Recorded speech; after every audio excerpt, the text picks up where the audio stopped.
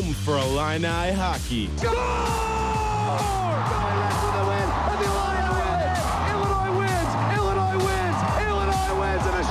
WPGU 107.1.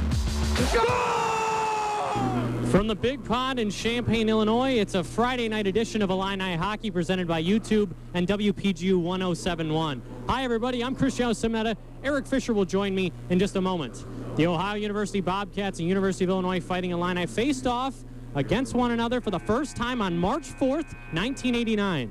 The two schools are separated by 374 miles. Ohio is celebrating their 60th anniversary as a team, while Illinois is celebrating their 81st. Their longevity and proximity can only mean one thing. They match up against each other quite often, and as the old saying goes, the more you get to know your opponent, the less you come to like them. Over the past 37 years, Bobcats and Illini games have always been filled with speed, flair, and a lot of physicality. We're expecting that tonight between two club programs that have won a combined 6 ACHA national championships. Eric Fisher joins me up in the treehouse here. Illinois comes into tonight's affair, Eric, 9-11-1 against their CSCHL rival Ohio with Nick Fabrini behind the bench. What makes the Bobcats organization a tough one to get through each and every time Illinois sees them? Well, they're a great mixture of young and veteran talent throughout the line, and that's very hard to deal with. But this Illini team this year, they have the same mixture, even though both teams are a little banged up tonight. And this Illini team has proven, even though they struggled last weekend, that they're going to be one of the top teams in the ACHA. So this is going to be an explosive weekend for both teams. And we'll hear from Hamden Kyle in just a moment down at ice level. Cristiano Simetta with you. Eric Fisher alongside. The Illini are attempting to bounce back from a weekend sweep that was handed to them in this building by the Iowa State Cyclones. They've caught the injury bug as of late, too. Chance Homerin, David Kellner, they're both out tonight. Grant Stuve is going to give it a go and play on the fourth line for the team in orange and blue. How big to see number 25 banged up a little bit. He's not going to miss his last dad's weekend. No, and that just shows the kind of character that Grant Stuve is. He knows this is arguably one of the biggest, if not the biggest weekend series for the Illini this year. And so him coming into the lineup, even though he's not 100%, even close to 100%, has to be a huge confidence boost for this Illini team. And he's going to give it a go, and we're going to see him a little bit here tonight. I spoke to head coach Nick Fabrini before the game tonight, and he told me the Illini were kept too far out to the perimeter offensively against the Iowa State Cyclones last weekend. How do they snap out of that against Ohio and get some offense flowing through the middle areas of the ice? I think they just have to take advantage of the white ice. Last weekend we saw them make way too many risky stretch passes that just didn't work. And they didn't use their speed to their advantage. You didn't see like Robbie Ernstine or James McGee really try to force the issue and take the puck into the offensive zone. So this week you have to have that out of them. And especially with how banged up they are, you know those kind of players are going to have to step up and really take advantage of one-on-one matchups once they are in the offensive zone. Because that's going to lead to great offensive opportunities, and that's just going to help them out in general overall. The Illini are 40 for 43 on the PK and have been shorthanded the least amount of times in the CSCHL. With division games comes ramped up tempos, comes ramped up emotions for the players, both on the Bobcats and the Illini. Will Illinois keep their emotions in check and stay out of the penalty box, or is it going to be a cramped sim bin tonight? I think they're going to be able to keep themselves in check. You saw that against Iowa State, that for the most part they kept themselves in check that game, and that was a very frustrating 2 games for the team. As the first game they just got completely dominated by Iowa State, and then they put up more of a fight the second game. But one thing this Illini team has improved on significantly this year is staying out of the sin bin, and so I think tonight they're going to carry along with that trend. It's Dad's weekend here at UIUC, and we expect a capacity crowd. Look at them. And boy, are they the best-looking bunch I've seen in the ACHA partner for such a tremendous occasion. Ohio Bobcats, University of Illinois, CSCHL matchup. How does the crowd factor into tonight's game? Is the atmosphere of the Big Pond, an arena that has been here on this campus since 1931, which is one of the best in the ACHA? I think the crowd just amplify. Okay, that's not a word, but I think the crowd just raises the level of this game and how much it is important to the CSCHL standings. If the Illini come out here tonight and they get themselves a solid split or even majority points, that's going to be huge for them, especially after such a terrible weekend they had against Iowa State. And so the crowd's going to come here. It's Dad's weekend, and they're going to just bring a lot more energy to this game. Maybe for both sides, Ohio is going to come out with maybe a chip on their shoulders to really try and silence this crowd. And for the Illini, they're going to come out and put on a show for this packed house here tonight. It wouldn't be an Illini pregame show without a score prediction. Eric Fisher, I turn it over to you. I'm going to be a little negative tonight. I think Ohio's going to take this game 3-2. Even though we have a packed house here tonight and it's Dad's weekend, I think the talent on this Ohio team is just going to push them through in the late stages of the game. They're going to sneak one by the Illini this Friday night. Starting lineups for Illinois are the following: James Ingang on left wing, Eric Cruikshank right down the middle, Drew Richter on right wing. On the back end, Joey Rittendale, senior captain, second-year captain. And on the right defense, Joe Nolan, 27 in orange and blue. David Heflin gets the start. How big is this game? Because he has to bounce back from Iowa State, where he was swept, as well as his roster. Heflin had 92 out of 95 saves against Iowa State, allowed 4 goals on 18 shots last Saturday. Well, he has to come out and he has to rebound for sure. He's a goaltender that has a save percentage, or a goals allowed average under 2, and a save percentage at about 939. And so, you know, him giving up 4 goals on 18 shots is probably one of the worst nights that he's going to have this season. So you expect him to come back with a chip on his shoulder and really try to shut down this explosive Ohio offense. And if you're just joining us, Cristiano Simeta with you. Eric Fisher alongside Hamden Kyle is down at ice level. It's the University of Illinois versus Ohio University, the Bobcats. And the Bobcats, their starting lines: Grant Hazel on defense, as well as number 14, Sean Baird. Down the middle, number 18, Cody Black. Left wing, Drew Crandall. And on right wing, Gabe Lampron and Jimmy Thomas. What else can you say about the sophomore netminder out of Waterville, Ohio? 10-2-1 this season. He has the most wins in the CSCHL. Yeah, and even though he's not a guy of size, we saw last week with Iowa State's Mosier between the pipes that size really only can take you so far. And so expect him to come out here tonight and really challenge Heflin as the best goaltender on the ice. Now we're going to send it down to ice level for the start of the national anthem.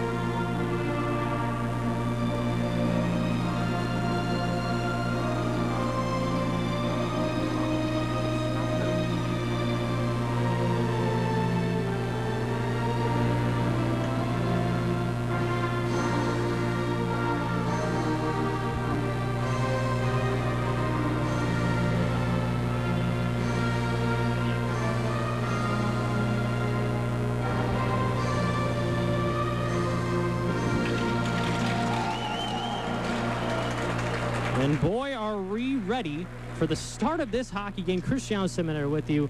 Eric Fisher alongside. Hamden Kyle is down at ice level. What are you most looking forward to see out of Illinois, a team, again, that has only one CSCHL win on the season in 4 games so far? I'm looking for them to come out here and actually look like they've won a win. Last Friday against Iowa State, they looked like they were completely fine with settling for getting point majority against Lindenwood 2 weekends ago. So I want them to come out here with a chip on their shoulder saying, hey, you can't just come into our home ice and 2-0 sweep us like last weekend. And I want to see a lot more energy and I want to see a little desperation out of them too.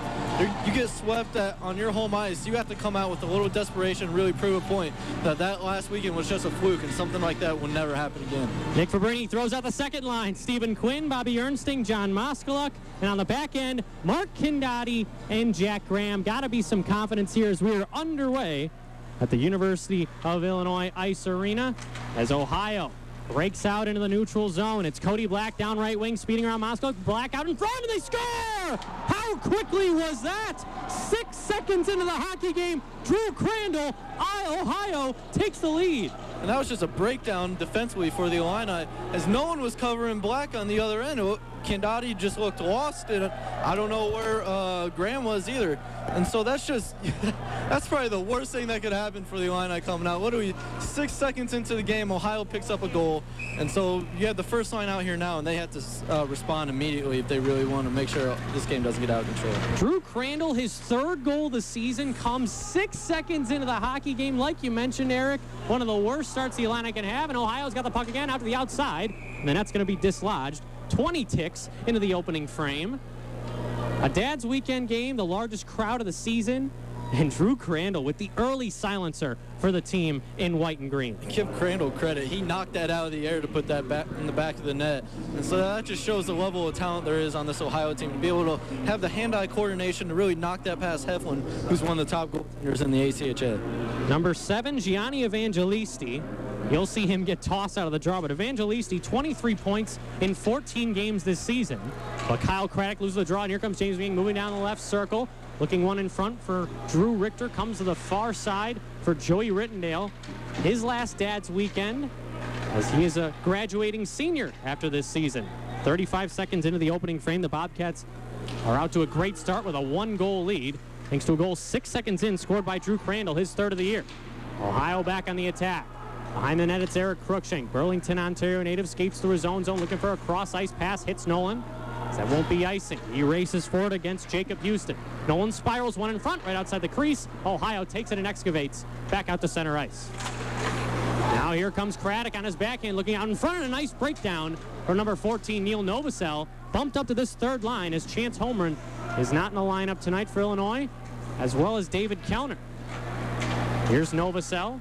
Hits a gang right in the middle, tips one in. A minute 18 gone by in this first period. The Bobcats have a 1-0 lead. Charlie Salk hits a man along the end boards. It's backhanded all the way around to the far side where number 22, Tyler Harkins, can't get the puck out. It goes into the netting. A minute 31 into this first period. Ohio with the early goal. Illinois has got to respond. Yeah, and I kind of like to respond to it. They come out with a little urgency, like I mentioned in the pregame, and you saw James McGee really start to rev up that first line as he had a nice centering pass that just was a little bit off for Richter. And so you're seeing the Illini come out here, you don't see them with their heads down at all, and they're really just out here to play and try to even up this game right now. Opilka punches one back in. Now on the near side for Charlie Salk. Salk out of St. Charles, Illinois. Brings one back for Novosel. The cycle now for Caprio. Evan Sabo, far side, looking in front for Novosel, and he was in the clear. That pass is just too hot to handle for the sophomore. I still like the pass, so I love how they're getting pressure in front of the net right away. Caprio goes to the neutral area. 2 minutes gone by in the first period. 1-0 Ohio early.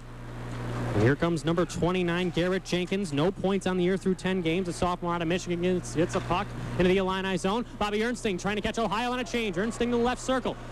Shaking in, moving, fires, and a save made by Jimmy Thomas, his first stop of the night. Moskalik on his backhand. Hoping for Stephen Quinn. And that puck's going to be backhanded away by Thomas Evans. Evans to a near side corner. Ohio breaks out and tips one in. Tyler Harkins. Now back from Mark Condotti. Turnover there from number 8 is number 23, Gabe Lampron, applying the forecheck. Illinois survives. John Moskalik tips one in. 17:24 left in the first period. Quinn's pass was blocked. Now to the near side for Ernsting. Bobby Ernsting, one of the hottest players in the CSCHL, goes cross corner. Now here's Jack Remy, fires one, and that one just went wide. 17:12 left in the first period. Ohio over the red line, over the blue line. It's Lampron. He fires one off the skate of Condotti, and he'll keep it. Lampron out of Cleveland, Ohio. Banks one back in. Now to the far side. Moskalik has Quinn cutting and tried to hit him, and it'll be dumped in. 16:53 left in the first period. 1-0 Bobcats. Now on the far side. The away squad tries to outlet, unable to do so. Now back for number 3, Grant Hazel, who leads Ohio in points with 11 among defensemen. Richter tips one in. Now for number 8, Kyle Craddock. Craddock, 7 points on the year, dumps one back in the Illini zone. A bit of a lull here, Eric. After that first goal, we haven't seen many stoppages, but not much going on to the neutral zone for either team. No, and you look and you see the Illini as Ohio comes on the rush, but the Illini really responded well, and they've been attacking the defensive zone. Evangelisti slides in, and he is taken down, and I don't believe there's a penalty, but David Heflin going from his left to his right. Pulisic with a drive, and that one is steered up into the protective netting. Hammond Kyle is down at ice level. So far, the Bobcats haven't let the Illini create any separation. And in hockey, you need space to score, and the Bobcats aren't giving the Illini any of that. And Gianni Evangelisti, one of the worst guys you want to see come on a breakaway against your goaltender. Heflin was able to keep it out. Yeah, the one guy that leads the CSCHL in goals and points, and you let him free to get a wide open shot. You cannot want that if you're the Illini right now. Evangelisti boarded up by Cruikshank. Be ready for number 15 and number 7 to bang their bodies against one another throughout this weekend. Comes out to center. That was grabbed down by number 13, Nick Gross, who scored last game against Davenport. Rittendale skips one to the far side. Now for number 22, that's Tyler Harkins. out of Wooster, Ohio. Sent it back to the point. Too hot to handle. And the Bobcats skate into their own zone. It's number 11, Houston. Houston with 30 penalty minutes on the season leads the team in that regard. 15:33 left in the first period. Joe Nolan, freshman defenseman, skates to the neutral zone. Was taken away by Brian Lubin. On the right circle, great blocker saved by David Heflin, bailing out his D-man and Nolan. And the puck is going to be launched down by Joey Caprio. Hits no receiver. 4 minutes and 43 seconds into the first period. Number 27 in orange and blue trying to make a play through the neutral zone. And number 10, Brian Lubin, almost makes him pay. Yeah, and he's a player that really hasn't had much of an impact ever since we've had the divisional play. Hasn't really made a real impact at the games offensively like we saw him earlier in the season. And seeing that play right there is just not a good sign from him. And hopefully he rebounds back for the Illini. Cody Black won the draw, but Neil Novosel skipped it out. 15-11 left in this first period. If you're just joining us, Cristiano Semena with you. Eric Fisher alongside Hamden Kyle down at ice level. 6 seconds into the opening frame, it was Drew Crandall giving Ohio that early lead. Opilka now for Novosel, shakes off a hit from number 29 in Jenkins. Puck stays at the middle area. Joey Caprio comes to it along the near side, breaks in over the Bobcats blue line. Caprio moving in, shooting one, deflected down. And it comes to the open stick of Drew Crandall. Yeah, and you had Evan Sable crossing right through the middle of the ice. So the Illini really making it a point to really attack the middle of the ice. Lampron dumps one in now for Opilka. Effingham, Illinois native, junior defenseman, skates out of his own zone with ease. Evangelisti on his back. Opilka now to the near side, looking for a man in front. He'll just take it the whole way, coast to coast. Opilka has Quinn at the right point, hits him there. Quinn fires one on, looking for a deflection, and somehow skipped to the side, and Thomas was able to keep it out. 5 minutes and 40 seconds. Now we're getting a little bit of extracurriculars, some pushing against the end boards. Nonetheless, still 1-0 Bobcats. What a stop by Thomas, too. Moskalik has the presence of mind to knock that puck out of the air, and Thomas is already there. He knew exactly what was happening. He knew Moskalik was going to be right there to try to tip it in, and he just shuts it down right away, and extremely impressive out of him so far. And if you're just joining us once again, the Illini, David Counter's gone. He's injured for a couple weeks, as well as Chance Holmgren, who has an illness. Grant Stuve will play on the fourth line tonight. John Moskalik sits right next to Hamden, and I don't believe there's another Bobcat coming into that sin bin just yet. But this would be an important time for a Bobcats power play, as Illinois is going to the shorthanded groups. Yeah, and we mentioned before the game, the Illini are 40 for 43 on the penalty kill. But this Ohio team is probably one of the most deadly special teams in the nation. And so this is going to be a huge power play. And if they could go up 2-0 before we're even halfway through the first period, that's going to be a significant advantage for them. Here's Evangelisti, now back for Jacob Houston. Houston looking to the middle. Evangelisti fakes a slap shot on the near side. Now back for Houston. Houston, Evangelisti fan on the drive. Now look at the back corner there as the net once again is pushed off. Heflin readjusts. Illinois to take. 2-on-2. A lot of space to work with. Richter playing it into the middle. Lost it in front of him. Crookshank dives for it. He'll come back into the Bobcat zone. 18.8% the Bobcats are on the power play. Illinois 94% on the PK. They've been dominant. And really you have to look at the players that have stepped up on the penalty kill as Robbie Ernstine and James McGing, players that last year wouldn't have been on it. Here's McGing. Nice one-handed move, trying to fight his way through into the offensive zone. Said it's played for Nolan. Nolan's chip play was a bit too weak. Here's Ernstine. Ernstine now on the near side, Ohio, trying to get some momentum going on this power play as we've hit the 60-second mark of it. John Moskalik sits for another minute. Now along the end boards, it's Lampron working with Houston. Joe Nolan to take, and he'll launch it away as Bobby Ernstine had to duck out of that one, or it would have been some friendly fire as Thomas comes to play it. That's to be a big confidence boost for Nolan, too, as he whipped at the blue line to try to clear the puck the first time. And so that's just going to give him a little bit of momentum. It's the little things that really build a player's confidence. Houston, diagonal play, hoping for Kyle Craddock. Missed everything. Opilka reaches the hash marks. 33 seconds left on the Ohio Bobcats power play. The Illini will have an offensive zone draw. John Moskalik is not happy about that roughing call. It didn't seem like he did much in the corner. It seemed like it was more Ohio from his point of view. Well, I don't know if I've ever met a player that has said he earned a penalty, John Moskalik, but it's a roughing call, 50-50. The referees, you know that they're going to call him in this CSCHL game. And the instigator never gets penalized. It's always the man that retaliates, and that's why we see Moskalik in the box. Right you are. Here's number 14, Sean Baird, now along the end boards for Houston. Houston plays a lot of minutes for Ohio Bobcats head coach Sean Hogan. Right on cue, he almost lost it to Craddock. Novosel with some pressure, and we're back to center ice for Opelka, who will play some four corners as Caprio on his left. Caprio uses the boards and knocks it down. 10 seconds left on the roughing minor to Moskwa. Grant Hazel reverses it. One last chance for the Bobcats. Number 13, it's Nick Gross. Dumps one in. Now here's Palasic. Palasic lines and fires. That one was blocked away by Joey Caprio. We're back to 5-on-5 with 12:15 left in the first. And that's just a great kill for the Illini right there. Just the little things, like I mentioned earlier, that's going to build this team's confidence as they're already at a 1-0 deficit. Hazel elevates the puck off the far side boards. Opelka had his pocket picked by Craddock. Said kept in. Here's Salk. Salk uses the glass, now out to center. Hazel hits a man through the middle. It's Palasic. Palasic can't fight through four. Salk on the red line over the block, eye over the blue. Three men around him. He drops it to the far side for Palasic. Richter jumped the route. 11:41 left in the first period. Crandall's goal 6 seconds into the first period is the only one we have so far. Here's Richter looking out in front, and that pass was knocked down and sent to the neutral ice. Ohio doing a great job of keeping Illinois to the outside momentarily. Yeah, and they were able to get a piece of that puck, and also it was going to be a beautiful centering pass for the Illini. McGing goes far side for Cruikshank. Cruikshank leads the Illini in goals. Fakes the drive. That one met them boards. 11:15 left in the first period. Now out to the near side. Got the lights on in here now. Eureka! Like a Thomas Edison, I guess, must have figured it out. So now we're back to full lighting, full strength as well. 11 minutes left in the first period. Let's not underrate Elon Musk here, all right? Here's Graham, dropped it back for Cruikshank. Pass comes out to the point for Condotti. Mark Condotti, who scored his last goal against Division I opponents against the Ohio Bobcats. So look for number 8 to strike. He's got the puck right now on the half boards. Fires one, blocked away by Thomas, even if it got to him.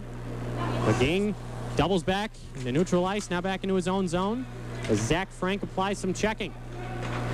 McGing late on his shift, dumps one in. 9 minutes and 30 seconds into the first period, 1-0 Bobcats. Yeah, I really think after that goal, the Illini have been taking over this game. They've had the puck in their offensive zone for a majority of this period after they gave that shot up. Stephen Quinn trying to cherry pick Garrett Jenkins with a nice active stick. The Michigan native bumps it away from him. Now here's Rick Hatton fighting for it. The Illini fourth line out right now. 10-10 left in the first. This is Thomas Evans. Lays it to the left point. I believe we're going to have a whistle here. 9:55 into the opening frame. Stephen Quinn looks like he's guilty of a penalty. We'll see what the referees call. Yeah, and it looks like, he's heading to the box right now. So it looks like the Illini penalty kill is going to have to step up once again. And that's just, you can't have that right now, especially in this first period. That's just not a good sign of things to come. And that's just another 2 minutes where you don't have a chance to tie up the game. And so that's just, you just can't have that in an important divisional game like this. And that was just a silly penalty too. It wasn't one that was necessary in order to stop a goal or anything. It was just a airheaded move right there, and you're just getting a little flustered. Yeah, one that comes 190 feet away from your own goal. You don't want to take that type of penalty. Bobcats are their second of the night. They were 2 for 3 last game against Davenport. 0 for 1 so far. 9:50 left in the first period. Tipped in. Here's Novosel. The sophomore banks it back for Nolan. Nolan shovels it out. Jimmy Thomas will have to come out and play it. Ohio's 11-2-1 on the season as opposed to Illinois 9-2-1. But Ohio has always been that perennial threat in the CSCHL. They've won 4 ACHA national championships as number 22 Harkins gains the line. Now back to the right point. Houston fires. Blocker saved by David Heflin. He kicked it out to the far side for Sean Bayard. Now for Houston. Right circle, Evangelisti. Right into the high slot. And Harkins would have had a wide open chance. Pass was too hot for him. Sabo clears. And I really want to give Neil Novosel a shout out right now. David Kellner is usually the perennial penalty killer for this power play. But with him being out, you're seeing for bringing call upon the freshman to really step up on the penalty kill. And that's what we've seen out of him, as he's made a couple great plays that led to great clears for the Illini so far. And now an icing. The Illinois PK groups, they've been great. They allow that goal 6 seconds into the first, but like you mentioned, it's the only blemish on Illinois so far in this game. Unluckily, though, that's the reason they're down 1-0. Yeah, and what I'm liking is they're really pressuring the Bobcats as they try to enter the zone. Some penalty kills will just let the other team get into the zone, and then they'll pressure them then. But the Illini are the exact opposite, and it's working out for them so far. 50 seconds left on Stephen Quinn's minor. Bobcats are their second power play of the game. Here's number 13, Gross. Out to the far side, dangling around a man, or attempted to, was Craddock. Opelka punched it back out. Hazel gains the line. Grant Hazel goes down low for Lubin. Watch out for number 3 in white and green. He's a trigger man on this unit at the point. And he tries to shoot when that one's blocked. Heads into the crowd. 8:34 left in the first period. 29 seconds left on the Bobcats power play. And Tyro Pilka having a nice shift right now on the penalty to kill. And that's great to see out of him, because last weekend he struggled significantly out for Illinois. As I was down his ice level, and I heard Fabrini calling him out several times. So he's just making a couple nice little plays, and that's going to hopefully give him a little bit more momentum on the other end to really come out and really show off why he has a letter on his chest. Ernsting back for Opilka, who wires one down. 11 minutes and 35 seconds into the first period. 1-0 lead for Ohio. James McGing checking against number 11 in Houston. His plus 15 rating leads the CSCHL. Houston's does, as he doesn't allow a lot of goals when he's on the ice. It's got to give Jimmy Thomas a lot of credit. Now we're back to 5-on-5. Illinois has killed 2 out of 2 power plays against. So the Bobcats with some early chances to put this game away early. Illinois bests them in the special teams category so far in this game. Now Joe Nolan with the puck back on his stick. Has Salk through the middle. Instead going on the near side. James McGing going far side. And now it's Salk. Oh, it was just out in front of him as Salk was hoping for his first goal of the year. Now out to the far side. In the Bobcat zone for Harkins. Tipped in by number 16 with a lot of speed, Timmy Turno. Turno can't get to it. Now it's back for Rittendale. Sable on the near side hits him in stride. Charlie Salk gains the blue line just a bit offsides. Neil Novosel couldn't hold it. It's 12 minutes and 35 seconds into the first period. Some discombobulation from Illinois when they hope to attack that offensive zone. Yeah, Novosel just kind of lost his footing there as he stopped for a second, but he just kept sliding on through. And Charlie Salk was on the attack. And I really liked what I've seen out of Charlie since his return into the lineup. He's been playing very aggressive on both ends. As well, now he plays a little too aggressive, gets thrown out of the face-off circle. But a natural center in Grant Stuve, his first shift of the night, he wins it. Rittendale knocks one in. 7:18 left in the first period. Salk, as well as Novosel behind the net, they force a turnover. Salk out in front. Cruikshank was there. Now back to the right point for Rittendale. He fires one. As Thomas never saw that one, but it floated by the near post. And Grant Stuve is done for the night. He goes back to the bench grimacing in pain as soon as he took the face off, he got it right off the ice. Salk was pushed down in the crease. No call there. Good observation by you, Eric, as Stuve's shift only lasted about 10 seconds. Here's Nolan. A lot of patience in his own zone out of the St. Louis Junior Blues organization. His clearing attempt was knocked back to him by Zach Frank. Rittendale out of Elk Grove Village. Wears that C on his sweater, has so for the past year and a half. Richter dumps one in. A slow dump in as Thomas blockers one away. 13 minutes and 32 seconds into the first period, 1-0 Bobcats. Third defensive pairing out now for Illinois. Ken Dottie sizing up Lampron as he clears it in, sticked aside by a half into the near side for Quinn. Stephen Quinn out of Naperville. Driving. Hope for Kendati. Couldn't get the puck out. Dogpile on the near side. Lubin couldn't get to it. Now it's back for Graham. Graham for Richter. Bumped off by the 6'3" Hazel. Kendati's got it on his stick right now and hits Quinn. Quinn fighting on the neutral zone. Dekes around Grosso along the left circle. Stephen Quinn moving in. Shot left pad saved there by Thomas with traffic cutting to the front of the net. When you see John Moskalik cutting to that 6x4, you always want to keep the puck low because Moskalik had the deflection goal in the Friday game against Iowa State.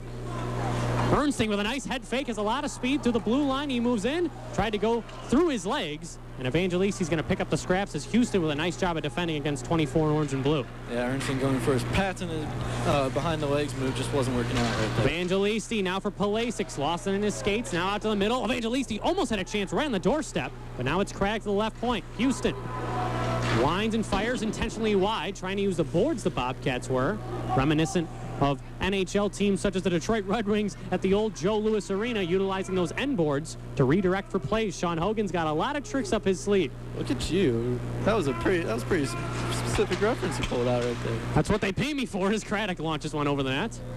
He gives into the left point. Can't answer that on air. Yeah, now here's Kendati. Kendati now for McGing near side.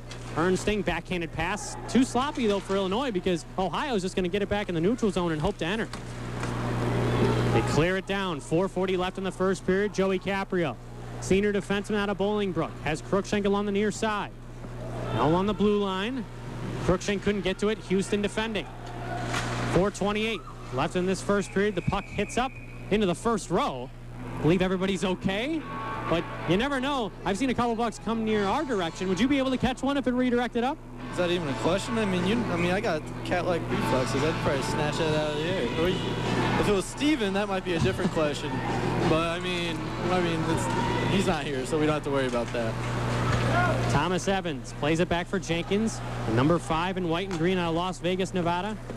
Outlets it to the near side.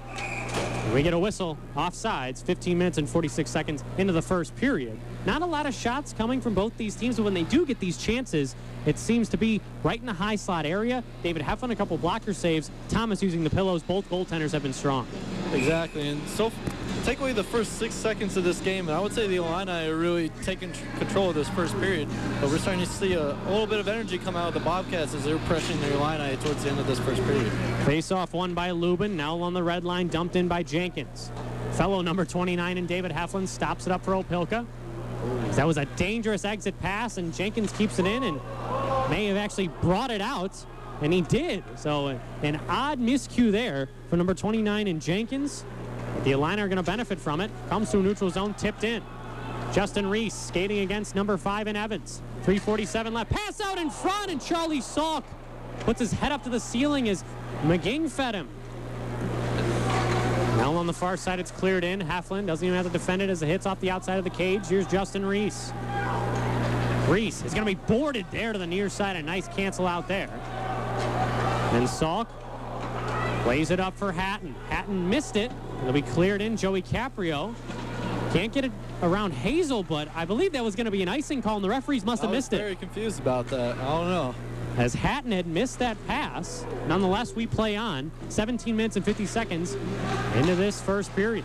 Now back to the left point, it's Hazel. He lets one go, and a right pad save by Heflin. Dropped to that butterfly so quickly on that save. One of the strong suits of his game. And he also redirected the rebound to an area where there was no second chance opportunity. Those are the type of goals you're going to see in CSCHL play as Quinn takes it in, shovels it. Looks to be first to his own dump. Is able to. Now Hazel. Back to the left point for Condotti. He shot it wide. Moskluk pressuring to the far side half-boards against Craddock. Hazel as well. Big collection of bodies there. 230 pounds in Hazel, and there's going to be a penalty on the Bobcats. 17 minutes and 27 seconds into the first period. The Illini are going to get their first power play of the night. Kyle Craddock sits for 2. And John Moskowitz gets his revenge as he took his turn to be the instigator, as he was pushing Hazel a little bit along the boards, and Hazel just had enough of it and threw him down on the ice. The referees are going to throw you in the box for 2 minutes on that one. Illinois' power play, very good. And that's good. Here's the thing, though. When you look at the power play group, we'll get you the percentage in just a second as Ohio wins the draw. And, excuse me, here comes Brian Lubin skating down the far side. Stuve's not on this top line. So it looks like his night possibly will be done after skating for only 1 shift. But Illinois, their power play unit at 23%, one of the best in the league. Yeah, and they have John Moskowitz, who we at least know has a cannon with that stick. So he's going to be able to fill in that Grant Stuve spot well. Crookshank leads the club with 4 power play goals. Now it's Opelka. Opelka to the left point for McGing. McGing down low for Moskluk. Handles a bouncing pass. 1:55 left in the first period. 1:20 left in the Illini power play. Crookshank right circle. Opelka lets one go. He fires it and tipped on, and a save made by Thomas as Opelka snapped his lumber. Didn't get enough on it. 1:48 left in the first period. A bad break, no pun intended, for the junior defenseman. Yeah, but still that puck got deflected by a couple players there, and Thomas once again squaring up to the puck perfectly and makes an easy save and doesn't give up a rebound opportunity. And so now we have first line still out here as the Illini and Nick Fabrini are really making an emphasis to really even this game up here in this first period. Ernsting played it back to Opelka. McGingle on the near side, left circle, has Crookshank. Hits him. Opelka straight away in the umbrella formation. Fires one in, high slot redirect, was broken down, and here's Houston with a chance to clear. Is unable to do so, kept in the line by Opelka. 55 seconds left in the Illini power play, 90 seconds left in the first period. Ernsting, right circle, skates in, fires one, that's blocked. As the Illini are going to go to another power play once Ohio gets the puck. McGing shoots one, save made by Thomas. They may just want to give the puck to the Bobcats as Black touches up, so they have that extended 5-on-3. 42 seconds left on the initial minor. A minute 14 left in the first. We saw the Illini cash in on a 5-on-3 last night against the Cyclones. They get a chance here against Ohio.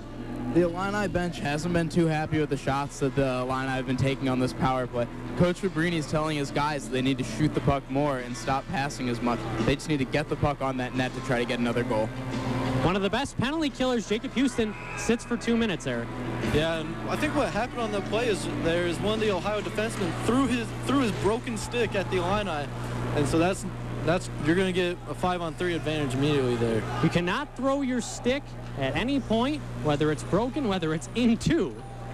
So the Illini benefit here. Another just miscue here from Ohio, because they're a much better team as McGinn tries to drive to the net along the end boards for Cruikshank. Now to the far side for Opilka. 50 seconds left in the first period, 17 seconds left in the Illini first minor power play. Here's Ernsting, down low for McGinn. McGinn for Ernsting, sets up Cruikshank, one-timer, blocked down beautifully by number 7 in Evangelisti. That's huge. 5-on-3 is going to end here, right? And they're going to have one opportunity. Here's Ernsting, right circle, trying to go wide, pushed away by number 3 in Hazel. Ernsting, long pass for McGinn, 25 seconds to go on the 5-on-4. McGinn waiting with it. The fans yell shoot. Far side on McGinn's tape as John Moskluck was slashed and he goes back into the zone. 14 seconds left on the power play. Could be a brief 2-on-1 for Lubin and Craddock. Lubin will try and play 4 corners. Is unable to do so. 5 seconds left. The Illini have a 3-on-2 rush. That pass was just in front of Ernsting.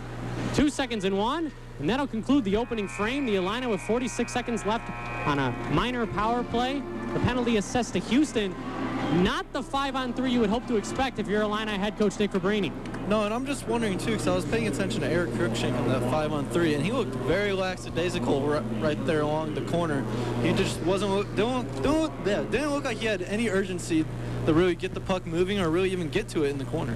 And Hamden is down at ice level with Illini hockey head coach Nick Fabrini. Coach Fabrini, what did you think of the puck moving on that power play? I think it's sticking a little bit. We need to move the puck quicker. You want to get more shots on net on that power play, too? Yeah, absolutely. Yeah. And what did you think about the first couple seconds of that period? What made the Ohio Bobcats come out so much faster than you guys? I don't know. I would say that we probably aren't ready to play giving up a goal 6 seconds in, so that's something that we're going to have to adjust to and get back here. Thank you so much. Thanks, Hamden. Thanks, Illini hockey head coach Nick Fabrini, a man of few words, of course, after that disappointing start and a disappointing finish as the Illini still had that 5-on-3 and weren't able to even get a shot on goal. No, there just wasn't a lot of puck movement. There was a lot of James McGinn along the boards trying to survey and make something happen that just wasn't there. And so what they need to do, especially on a 5-on-3, is just get the puck in front of the net, and hold for deflections on that, or either that or get the defense going side to side.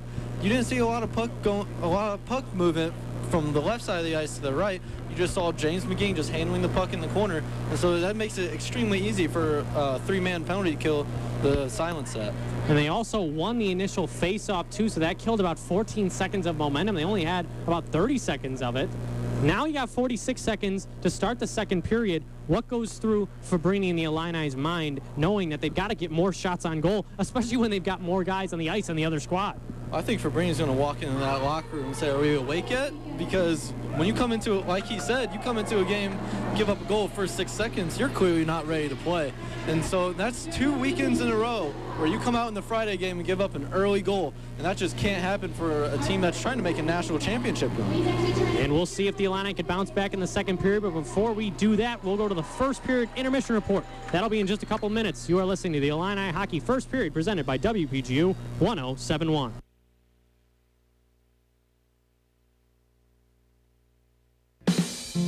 I'm so gone. Anyone could see that I'm wasted. You cut through, and I just wanna know what's in your head. Write it on a piece of paper, honey. Put it in my coat before I go. Hidden in a place you know I'll find it. Oh, later when I'm sitting all alone, let me Everything starts at your skin. So your love's always finding me out. Who am I kidding? If all my defenses come down, oh baby, will you lay it all on me now? Lay it all on me now. Lay it all on me now.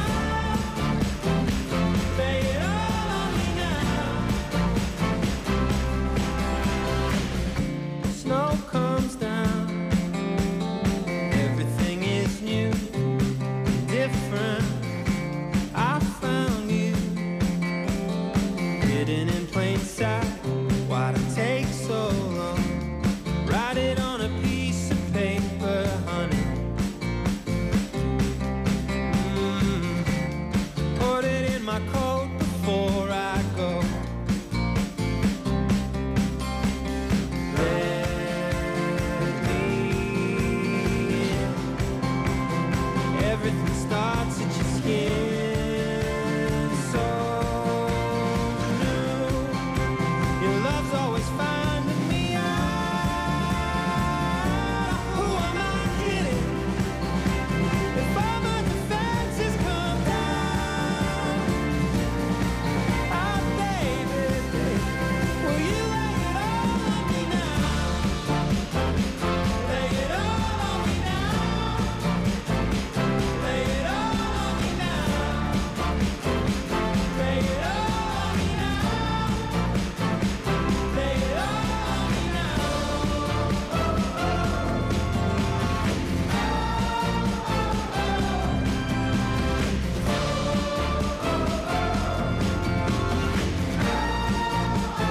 Love's always finding me out. Who am I kidding? If all my defenses come down, oh baby, baby, will you lay it all on me now? Lay it all on me now. Lay it all on me now. Lay it all on me now. Lay it all on me now.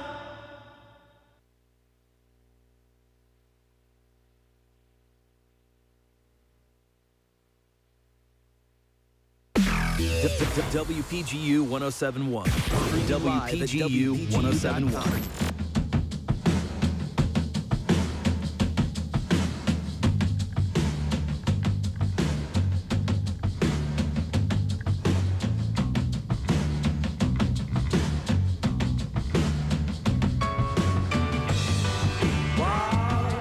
In the Springfield walk through the gate.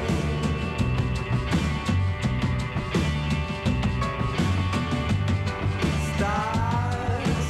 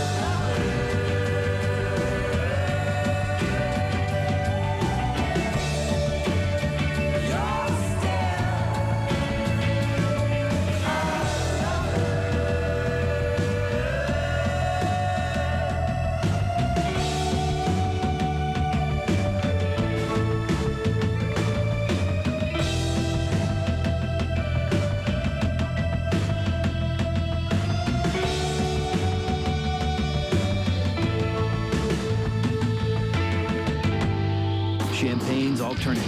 WPGU 107.1.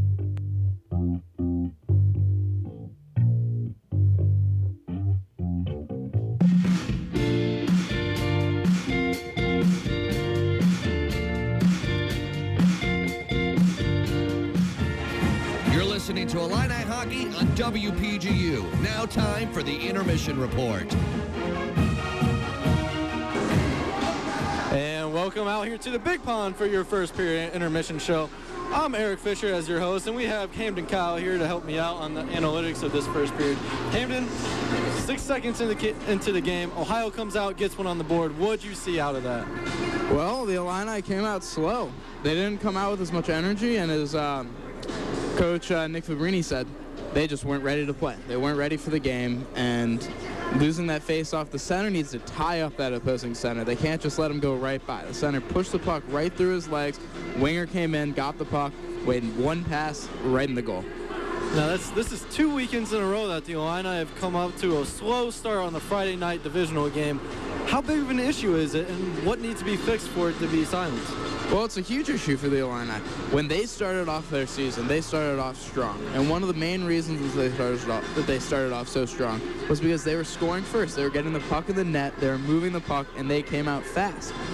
And a couple weeks ago, against the Bobcats, the McKendree University Bobcats, they started coming off slow, and they lost that first period of that first game. They were down 1-0. So the Illini need to really, really step it up and start scoring early, get the puck on the net, and they need to be ready for these games, because if they're not ready at the time that the game starts at 7 o'clock, they're not going to win. Now, after they gave up that goal, I really kind of liked how the Illini responded. They didn't get a puck in the back of the net, but they seemed to really be pressuring the Bobcats in their own zone. What'd you see out of them?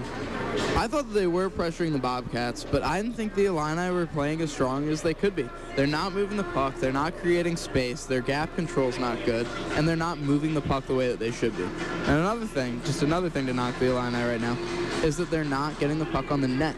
They're missing a lot, they're taking shots that aren't strong, and frankly, in their zone, they're passing it too much. In the neutral zone, they're not moving it enough, and they're getting the puck stripped and stolen. But in the attacking zone, the Illini need to make more passes. The Illini are still banged up here tonight, missing Chance Holmgren and David Kellner. And Grant Stillway's in the lineup, but we've only seen about 2 or 3 shifts out of that lasted probably no more than 10 seconds. Have you noticed the Illini start to miss those players at all? The Illini are definitely missing Chance Holmgren, because that third line, when Holmgren's on it, it brings a spark to the Illini. They really get the puck moving, they're very physical, and they're fast. When they don't have Chance in the lineup, they're just not as fast. The other players, they haven't missed quite as much, but Chance Holmgren, missing him has definitely been a big factor. And with those players being out, your other players get moved into new positions, as we see John Moskowitz and Stephen Quinn moved up to the second line next to Ernstine, and we see James McGee going up to that first line to really overload it. How do you think that's been working out for Breen so far, stacking those first 2 lines? Well, it's not quite as balanced as the Illini normally are. The Illini are normally a very balanced team, and all the lines are pretty much even. But tonight, there's definitely a big drop from second to third line, which we don't normally see. David Heflin gives up a goal early on in this game, but starts to hunker down a little bit and make some solid saves. What have you seen out of the senior goaltender? Heflin responded well. The defense didn't really respond as well, though. They've been leaving Heflin right out to dry. They haven't been moving the puck out of the zone properly, then just putting it right up the middle of the ice. And as a coach, the thing that I taught my players, my young players, is you never skate it up the center of the zone and there's pressure in there. You always go up on the outsides, or you pass it up on the outsides to get it out of there. Because if you go through the center, that's the danger zone, or no man's land. Yeah, and that first goal, no way being Heflin's fault. There's no way, you should not be able to allow the Bobcats just to run through into your zone and give up a wide open shot like that. And so we're seeing on the other end, though, Thomas making some pretty amazing saves, as the Illini had a couple nice deflections, but he was already there to stop it. The Illini have been targeting his left pad, but his left pad has been really good tonight. They've hit it about 5 times. So I think we'll see the Illini start to target a different area, maybe the blocker side or the glove side, go up high a little bit. All right, what are your predictions for this second period, and who do you think scores, if anyone? You know, I think we might see something from McGing, but I think Ohio is going to score another goal, and they're going to keep controlling the game. So you're predicting Illini to stay off the board this second period? I think we might get one goal from McGing, but I think the Ohio Bobcats, they're a little bit too good for these Illini tonight. They're playing way too physical, way too fast, and they're way too strong with the puck. Well, that's your first period intermission show. Thank you, Hamden. We'll see you down ice and back on this lovely intermission show we have here. And we got the second period coming in about 4 minutes. Stay tuned to hear that broadcast.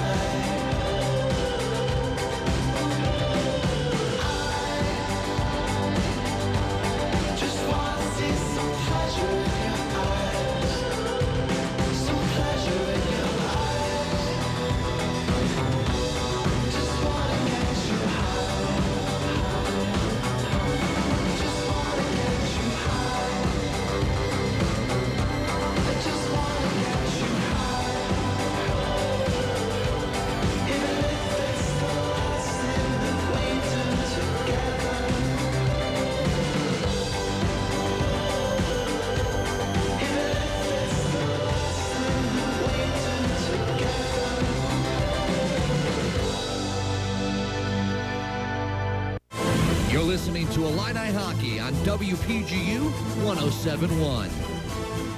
Hi, everybody. It's the WPGU WPGU right now. Eric Fisher alongside in the treehouse. Am and Kyle down at ice level. 1-0 Bobcats over the University of Illinois Fighting Illini. We almost get set for this second period. Drew Crandall's goal, Eric, 6 seconds into the game. Are you expecting a goal here in the first 10 seconds from either team to start the second period? Well, I mean, if that happens, we might see Nick Fabrini just walk out and just say, I'm done, because if the Illini just show up for that, for this first seconds and give up another goal, that just shows that you just have no effectiveness in the locker room whatsoever. And 46 seconds of power play time for Illinois. That's going to be big because Ohio had killed that first of the 5-on-3 minors. Now it's only a 5-on-4. Could be a crucial term, momentum. We'll use it throughout this middle frame if the Illini aren't able to capitalize early. Yeah, and Grant Stuve out here for this first power play unit. We'll see how he's feeling tonight as he was grimacing with that shoulder injury in the first period.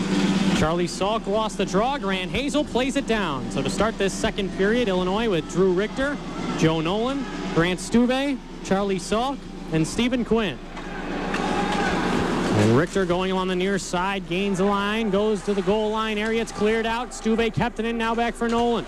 Nolan for Stuve, does a pirouette. Has Nolan back at the point. Instead, cross corner, one-timer, great save there by Thomas. And the play is out for Craddock, who dumps it into the Illini bench. But the best chance for Illinois, one-timer save from Jimmy Thomas on Drew Richter. Yeah, and just not enough on that pass for Richter to really take advantage of Thomas having to skate side to side. So Thomas was able to easily cover that up as he had plenty of time to skate over to his right side. And Richter had a great shot opportunity, but Thomas just coming up bigger on the other end. Charlie Salk on the draw against number 10 in Brian Lubin. Right circle draw, the Illini win it. 18 seconds left of power play time. Stuve plays it back for Nolan. He fires one, and that was deflected in front by Quinn and reached the netting. Thomas waved at it with his glove, didn't hit it. 31 seconds into the second period. Illinois still with 16 ticks of power play time. Yeah, and that was a rocket from Nolan. Great to see him starting to get aggressive offensively, as these last couple weeks he's been a little bit more passive. So you know Fabrini's coaching in his ears, telling him to start getting more involved offensively. Nolan 11 points in 12 games as a member of the Illini so far in his rookie season. He played 26 minutes versus Iowa State. You expect a similar workload tonight from him as well as Joey Rittendale and Joey Caprio and Tyler Opilka. But a face-off loss has the puck spiraled back into the Illini zone. 8 seconds left of power play time. Here's Nolan trying to break it out. He does. Through his own circles. Now skating over the block ice, skating over the blue. Here comes Joe Nolan trying to deke in the inside. Lubin with a long stretch pass. Almost on the tape there of Harkins. That would have been detrimental for Illinois if number 22 in white and green was able to finesse through. Now here's a play for Sean Bayer. Backdoor play. He'll get it once again. Slap shot deflected there by Nolan. Almost into his own cage. Ohio on the attack early in the second period. Here's Lubin to his backhand on the far side half boards. Plays it off for a streaking Evans. Back for Lubin. Saucered across for Garrett Jenkins. Jenkins left circle. Deflected on and a save made by Heflin. Nolan now out for Quinn. He'll gain the red line late on his shift. Goes to the bench for a change. And great shift from Charlie Salk there, as he won 2 of his 3 faceoffs on that power play for the Illini. A man taken down for Ohio. There's no call, as that was number 15, Drew Crandall, who opened the scoring 6 seconds into this first period. We're now in the second period. The score remains the same, 1-0 Bobcats. Big hit there from John Mosluk on Evans along the end boards, and Mosluk with another check. Stuve's got the puck along the neutral area, dumps one in for a streaking Bobby Ernsting, who wears an A on his sweater tonight, as head coach Dick Fabrini rewarding the sophomore, who has 13 points in 10 games. A pass in front for Mosluk didn't hit the twine, as Jimmy Thomas had knocked off his own pipes. We'll get a whistle 2 minutes and 8 seconds into the second period. I think something's wrong with that net there, Eric. That's 3 times that the net to our right, if you're tuning in on YouTube.com, has come off its moorings. And you just got to call out the crew for that one. I mean, before the game, they have one job, and that's to get that net in there. Just nope. Just hammering those pegs a little bit harder, a little bit farther into the ice, because that can become an interesting concept if the net had come off and the Illini had scored. Well, it completely just neutralizes any offense that whichever team is having at that moment. Here's McGing with a steal, backhanded play, as Harkins lost it to the center ice area. Now here's Cruikshank, spirals one on, and that one was blocked in the high slot. The Illini keep the puck in the Bobcat zone. Opilka down low for Richter. Richter, who had that great chance against Thomas in the early portions of this second period on the power play. Now it's McGing. McGing has Capper at the left point, Fan on the pass, now to the right point for Opilka. Opilka, Richter down low, goal line play. Now here's McGing, going through his backhand, that shot blocked down. Richter with a stab at it, and couldn't direct anything to the cage. McGing has a man right point for Opilka, instead spins. Cruikshank right in front. Now here's a shot there from Novosel, blocked down. Thomas dives on it and makes the save. 17 minutes exactly left in this second period. A lot of traffic, a lot of passing. Nothing generated, though, getting through to Jimmy Thomas as that pass, or that shot from Novosel was blocked, and he covered it. Yeah, the Illini are just kind of struggling handling the puck right now when it comes on the passes. A lot of pucks bouncing off the sticks, and they would have had two great shot opportunities if the puck just stayed on the stick as it's supposed to in that situation. And so it's just the little things like that are good that can lead to goals. Joe Nolan, left circle, fires, glove down! Great save by Thomas. He brings that one in. 3 minutes and 4 seconds into the second period. Nolan's best chance of the night. And the stinky leather mitt stops it for the Bobcats. And Nolan just staring down Thomas right there, wondering how did he make that save. And Thomas just makes it look so easy. Just another day on the job, just clocking in for a couple hours. Defensive zone draw win for the Bobcats now on the far side, moving in front for Evangelisti. Couldn't get it. Turnover, glove down! How about that? Anything you could do, I could do better. David Heflin and Jimmy Thomas putting on a show. 3:15 into the second period. Yeah, low-scoring affair. That means the goaltenders are really showing up to play, and both of them showing that they got themselves a nice little glove on that left side. Evangelisti wins the draw back for Palasic. Taps one to the right point. And that was hoping for a streaking Quinn. No icing there as Nick Gross will get to it along the end boards. Gross checked there by Quinn. Creates a turnover. One hand on his stick. Pokes to the left point for Nolan. Chance here for Illinois. Nolan looking for deflection in that one. Skittered just wide. I don't believe Thomas ever saw it. Rittendale down low for John. Here's Moskluk. Boarded up. The sophomore in school year. Freshman in program here. Playing for the University of Illinois. Great stretch pass. Evangelisti tips it in. Rittendale pressured, played out to the near side. Ernsting couldn't reach it. Hazel reaches the hash mark. 16:05 left in the second period. It's a goaltending duel, but the offenses are not exactly firing on all cylinders. It's been a defensive story early on in this hockey game. Yeah, you're seeing the stretch passes from both sides just not really connecting, and that's, as we see, the Illini got an icing on that last play. Cody Black, number 18 in white and green. No goals on the season through 14 games, but has 5 assists out of Wexford, Pennsylvania. That draw was not decided by either team. Zach Frank diving. Now the puck comes behind the net for Black. And Evan Sabo checks the puck to the right point. Can't get it out. Ohio looking for a pass in front. That one was knocked down by Rittendale. Zach Frank hoping for his second goal of the year. And another turnover coming from the home squad. Ohio pressuring well. Ernsting checked into the end boards, no call. Behind the net, looking for a backdoor play. It's Hazley, fires one. Great save there by Heflin. He fought it off. Now to the end boards. Frank for Crandall out of Sylvania, Ohio. Turns the puck over to Ernsting. Evan Sabo gets the puck to the neutral area. Shoulders off a man, gets the puck in deep. Illinois trying to change. Watch out for these long benches away from their net. That will cause a lot of offense here, especially because how good these two teams are on the rush. Speaking of that, it's Illinois. Novosel dumps one in, hits off of Sabo, reverses it for number 14 in orange and blue. He poked one to the right point. Now it's Jack Graham pinching, kept it alive. Novosel down the first, Salk, he whiffed on it. And the puck goes back into the glove area of Jimmy Thomas. We get a whistle and a stoppage. 5:08 into the second period. 1-0 Bobcats. Yeah, once again, it's starting to seem like a theme for this second period. Puck passes just bouncing off the sticks of the Illini, and if those pucks stick on, they're going to get great shot opportunities right in the slot areas. And so they just have to clean that up, and they're going to see some great shot opportunities. But I could really feel the energy just revved up here this second period. Cabrini telling his guys to stop passing the puck in the air if they're not going to catch it. So he wants it down on the ice so that his players can get it and get a shot on goal. Cruikshank drew a penalty and he was hooked and he still got the shot off. Heflin goes off for the 6th attacker. Here's Caprio. Has Cruikshank. Right circle, 6-on-5 here. If Illinois scores on the man advantage, they keep the power play. Ernsting to Caprio straight away. 14:30 left in the second period. Redirected play there from McGing. Wasn't able to handle it. Drops it back. As this is Cruikshank in some trouble. Ohio touches up. Cruikshank fighting through a check. Tried to beat Thomas over the glove. Unable to do so. 14:21 left in the second period, but another man advantage coming up for the team in orange and blue. Yeah, and if James McGing handles that pass, he has a wide open net on Thomas. And I don't know how many times I mentioned, but it's definitely a theme now.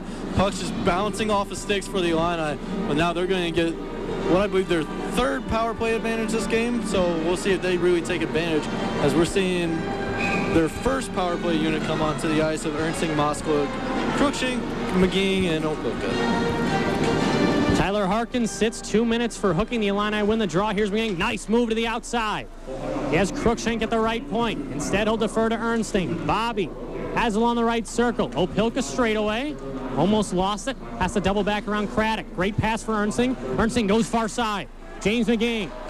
Now Opelka. To Ernstine. Opelka one-timer. Great save. Rebound. Trying the backhand. The puck is cleared. Now to the left point for Opelka. 26 seconds gone by in the Illini power play. Here's McGee. Ohio with a very aggressive manner of attack here, forcing Illinois to pass the puck quickly. They're doing so. Cruikshank had it knocked down. Now here's McGee. Nice inside-out move. Has Ernstine. Backhanded play. Couldn't be kept into the line by Opelka. Craddock late on his shift is unable to change. Illinois back into the zone. Here's Opelka back-checking by Craddock, and here comes Gianni Evangelisti. May have a short-handed breakaway. Going to the right circle. He stops. He pops. And drops it back to the point. Drive there. Score! Cody Black, his first goal of the season. It's a shorthanded goal for the Bobcats. 2-0 visitors. Yeah, and Heflin screened by one of his own players there and just had no side of the puck whatsoever. Something that's a little unusual for Heflin, as he's usually great at having vision on the puck. That's the other issue with having a forward playing defense right there. They don't know exactly how to stop that puck. They don't know how to stop that play. So that's why you want defense playing on defense. It was a 5-on-4 advantage for Illinois, but Cody Black was wide open in the slot area. He lets one go. Ohio with a 2-0 lead. 13 minutes and 18 seconds left in the second period. Yeah, and it can all be drawn back to that miscommunication between Ernstine and Opelka at the own blue line, as Ernstine tried to get a little fancy with it behind the back pass, and it leading to a goal for Ohio. Here's Grant Stube. Let's see what he's made of. Now down for the near side, it's Quinn. 40 seconds left of power play time for Illinois. Quinn's got it. Back for Stube. Left-handed shot for Nolan. Has a lot of space. Now here's Richter along the left circle. He fires one. Blocked down in front by Hazel. Nolan straightaway looking for a lane. Fakes one. Richter on the drive, and that one's blocked. And again, Jimmy Thomas knocks off the net, so we'll get a whistle. 26 seconds left in the Illini power play. 7 minutes and 14 seconds into the second period. Now we're just seeing the Illini look desperate to get shots on goal in this power play now, as you have Nolan and Richter just really trying to force the issue. Salk with some stick jabs against Brian Lubin. You expect that. But if you're Illinois, you've got nothing to talk about. You're down 2-0 in your own building. Yeah, especially after you just give up a shorthanded goal and screen your own goaltender. Just miscommunications like that just plaguing the Illini tonight. Still a lot of hockey to play, but Ohio, an excellent road game. There's a reason why they're the number 6 team in the country, a reason why they're 11-2-1 on the year. 13 seconds left of power play time for Illinois. Richter can't handle Nolan's pass. He dives and tries to get it. Hazel dumps it down. Heflin out to play it. 12:23 left in the second period. We're back to 5-on-5. Another missed chance for Illinois to get back in this hockey game.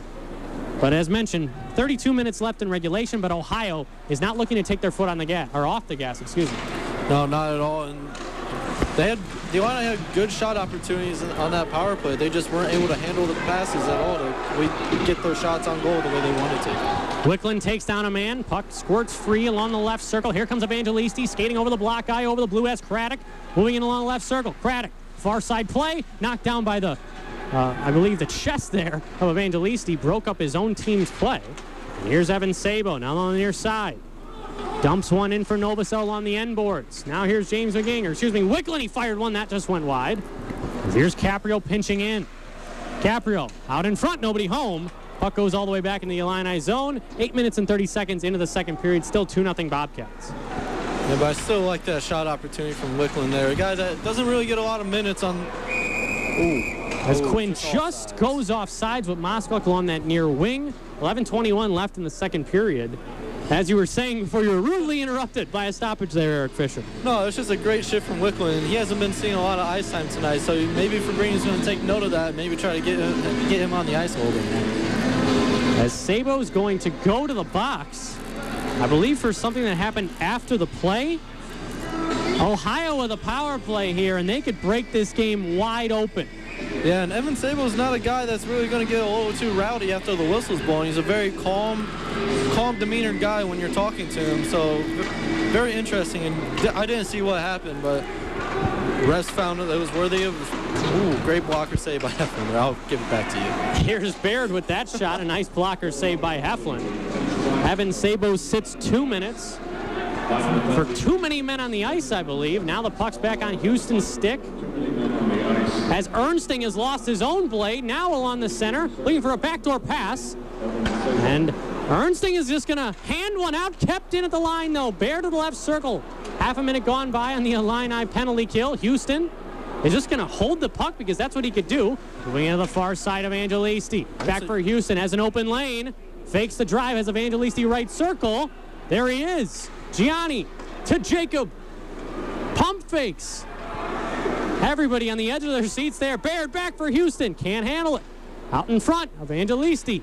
The Illini keeping Ohio without a shot here. Here comes one, and that one is a diving block. It'll go up into the netting. Joey Caprio gets a great rousing applause there from the Illinois Fighting Illini faithful. Yeah, Ernsting that entire time playing without a stick, playing without a glove. Guy can do it all on both ends. So they called a too many men on the ice penalty back there, and the refs actually made the wrong call there. The player who came onto the ice was John Moskvuk, and he was out of the way. The player, Wickman, was off the ice in time, so the refs made the wrong call there. Nonetheless, a 5-on-4 power play for Ohio. 57 seconds left on it. As now we're on the far side, Crookshank checks down a man. Look at the pestering number 15 in orange and blue, and what does he do? Scoops it out. Jimmy Thomas comes down to play it. Thomas almost lost it to Crookshank. In fact, he did. Richter's in the high slot. Crookshank, I believe, is just going to dump it down. Instead, it's cut off by Palasic. Now to the far side for Harkins. Skate the stick. Number 22 gains a line. Down low for Houston. Houston has a man in front. Going behind the net. On his backhand. Glove stop. There by David Heflin. No rebound. 10 minutes and 15 seconds into the second period. A minute 35 into the Illini PK. Yeah, and Heflin saw that shot coming all the way as he shut down that right side as he's supposed to on a wraparound opportunity like that. Puck bounced off his chest, snags it with the glove, and we have a face-off as there's 25 seconds left in the penalty kill for the Illini. Neil Novosel against Craddock. Novosel wins it, and that's an important part of the PK where Neil Novosel, perhaps, it doesn't show up on the score sheet, but that's a big play to kill some valuable time. It's plays like that. It's going to keep you on the ice, too. Novosel with Quinn on this second PK unit for Illinois. 8 seconds left on the power play. Palasic going wide on Nolan. A swiping stick there from guess who? Number 14. Back for Hazel. Left point for Palasic. Back to even strength. Hazel with a drive save made as Heflin was screened by Craddock. Looking for a backdoor pass. Now it's in the low slot. Illini can't find it. Hazel defers down low, banking it across. Rittendale can't check Craddock off the puck. Instead, it's 28 Sabo, fresh off serving. A too many men on the ice call. Here's Gross. Back in for Illinois, or excuse me, that was Ohio as Sabo broke down a man. Novosel with a long stretch pass, gets it to him. Here's Sabo. Oh, I thought he was going to go to him through that middle area, but instead, the Bobcats are doing a great job shutting down Illinois, but here's Sabo on a turnover. Back for Novosel. Right-handed shot on his backhand for Rittendale. Looks for a front of the net deflection, and that was Stuve. It was forked wide. Opilka, odd bounce off the stanchion. Ohio could have had a 2-on-1 there, but of course they were late on their shift. Rittendale looks for Stuve at neutral ice. Jenkins punches it back in. Now on the stick of Opilka. Opilka spins. 8:18 left in the second period. Cody Black's short-handed goal adds to this Ohio lead 2-0 at the University of Illinois Ice Arena. Here comes from Opilka. The Illini need some momentum, and they need it quickly. If you're Ohio, what do you have to do to shut down that attempt at a resurgence? I think they just need to keep playing aggressive in the neutral zone like they have been all game. Haven't been letting easy passes go through. Moskvuk goes off the boards to himself. Rick will be the first one in on the forecheck. He's checked by Evans. Pass too aggressive. Banks off the boards. Caprio will have to retrieve it in his own zone. 7:40 left in the second period. Ohio trying to capitalize off a Illini miscue. Now on the left point. Here's Gabe Lampron on his back end looking across. Great breakdown. The puck is still over near the goal line area as Caprio waved at it with his hand, knocked it down. Number 5 perhaps saves a goal there on a 2-on-1 rush from Ohio. Yeah, Caprio's made about 3 or 4 great blocks tonight as he's a guy that's not going to get on the score sheet, but he's going to put up numbers when it comes to shot blocking. An errant shot goes all the way down. Jack Graham with some speed in his own zone. Let's see what he could do around Harkins. Uses the glass. Bounces to the neutral area. Crookshank. Looking for Salk. Hits him. Pass 2 in front of Crookshank. Redirects off of his block. And now it's out to the neutral area, now in the Illini zone. Shot there from Harkins, and a save made by David Heflin. 6:50 left in the second period. Ohio really taking it to Illinois in the dirty areas of the game, around the corners, along the end boards, in those little battles. The team in white and green has just been hungrier. Yeah, and the Illini have been a little easy on Ohio, letting them cross the puck into their own zone. So once this game starts to get wind down, you're going to see the Illini play a lot more aggressive. And that was Quinn, didn't recognize that the Bobcats were on a shift change instead, slowed down, and now it's a 2-on-1. Here's Craddock, right circle, backdoor play, and it would have been a wide open net for the most marked man in the CSCHL, Gianni Evangelisti. Big hip check there along the near side from Houston, as that took down McGing. Quinn with a high hit, pestering, turnover. And now it's lost there. Rittendale tried to check off number 8 in Craddock. Craddock, 6'1", 185, won't go down that easily. Pass out in front. Houston has it. On the goal line, has 2 men up top. Houston tried to thread it through a leg. Joe Nolan on the attack. Has Quinn up the middle. Instead, over the blue line, over the red line, over the opposite blue line. Fires one in wide. Rick Hatton with his skates, touches it in. Joey Rittendale on the near side. 5:40 left to go in this second period. 2-0 Bobcats.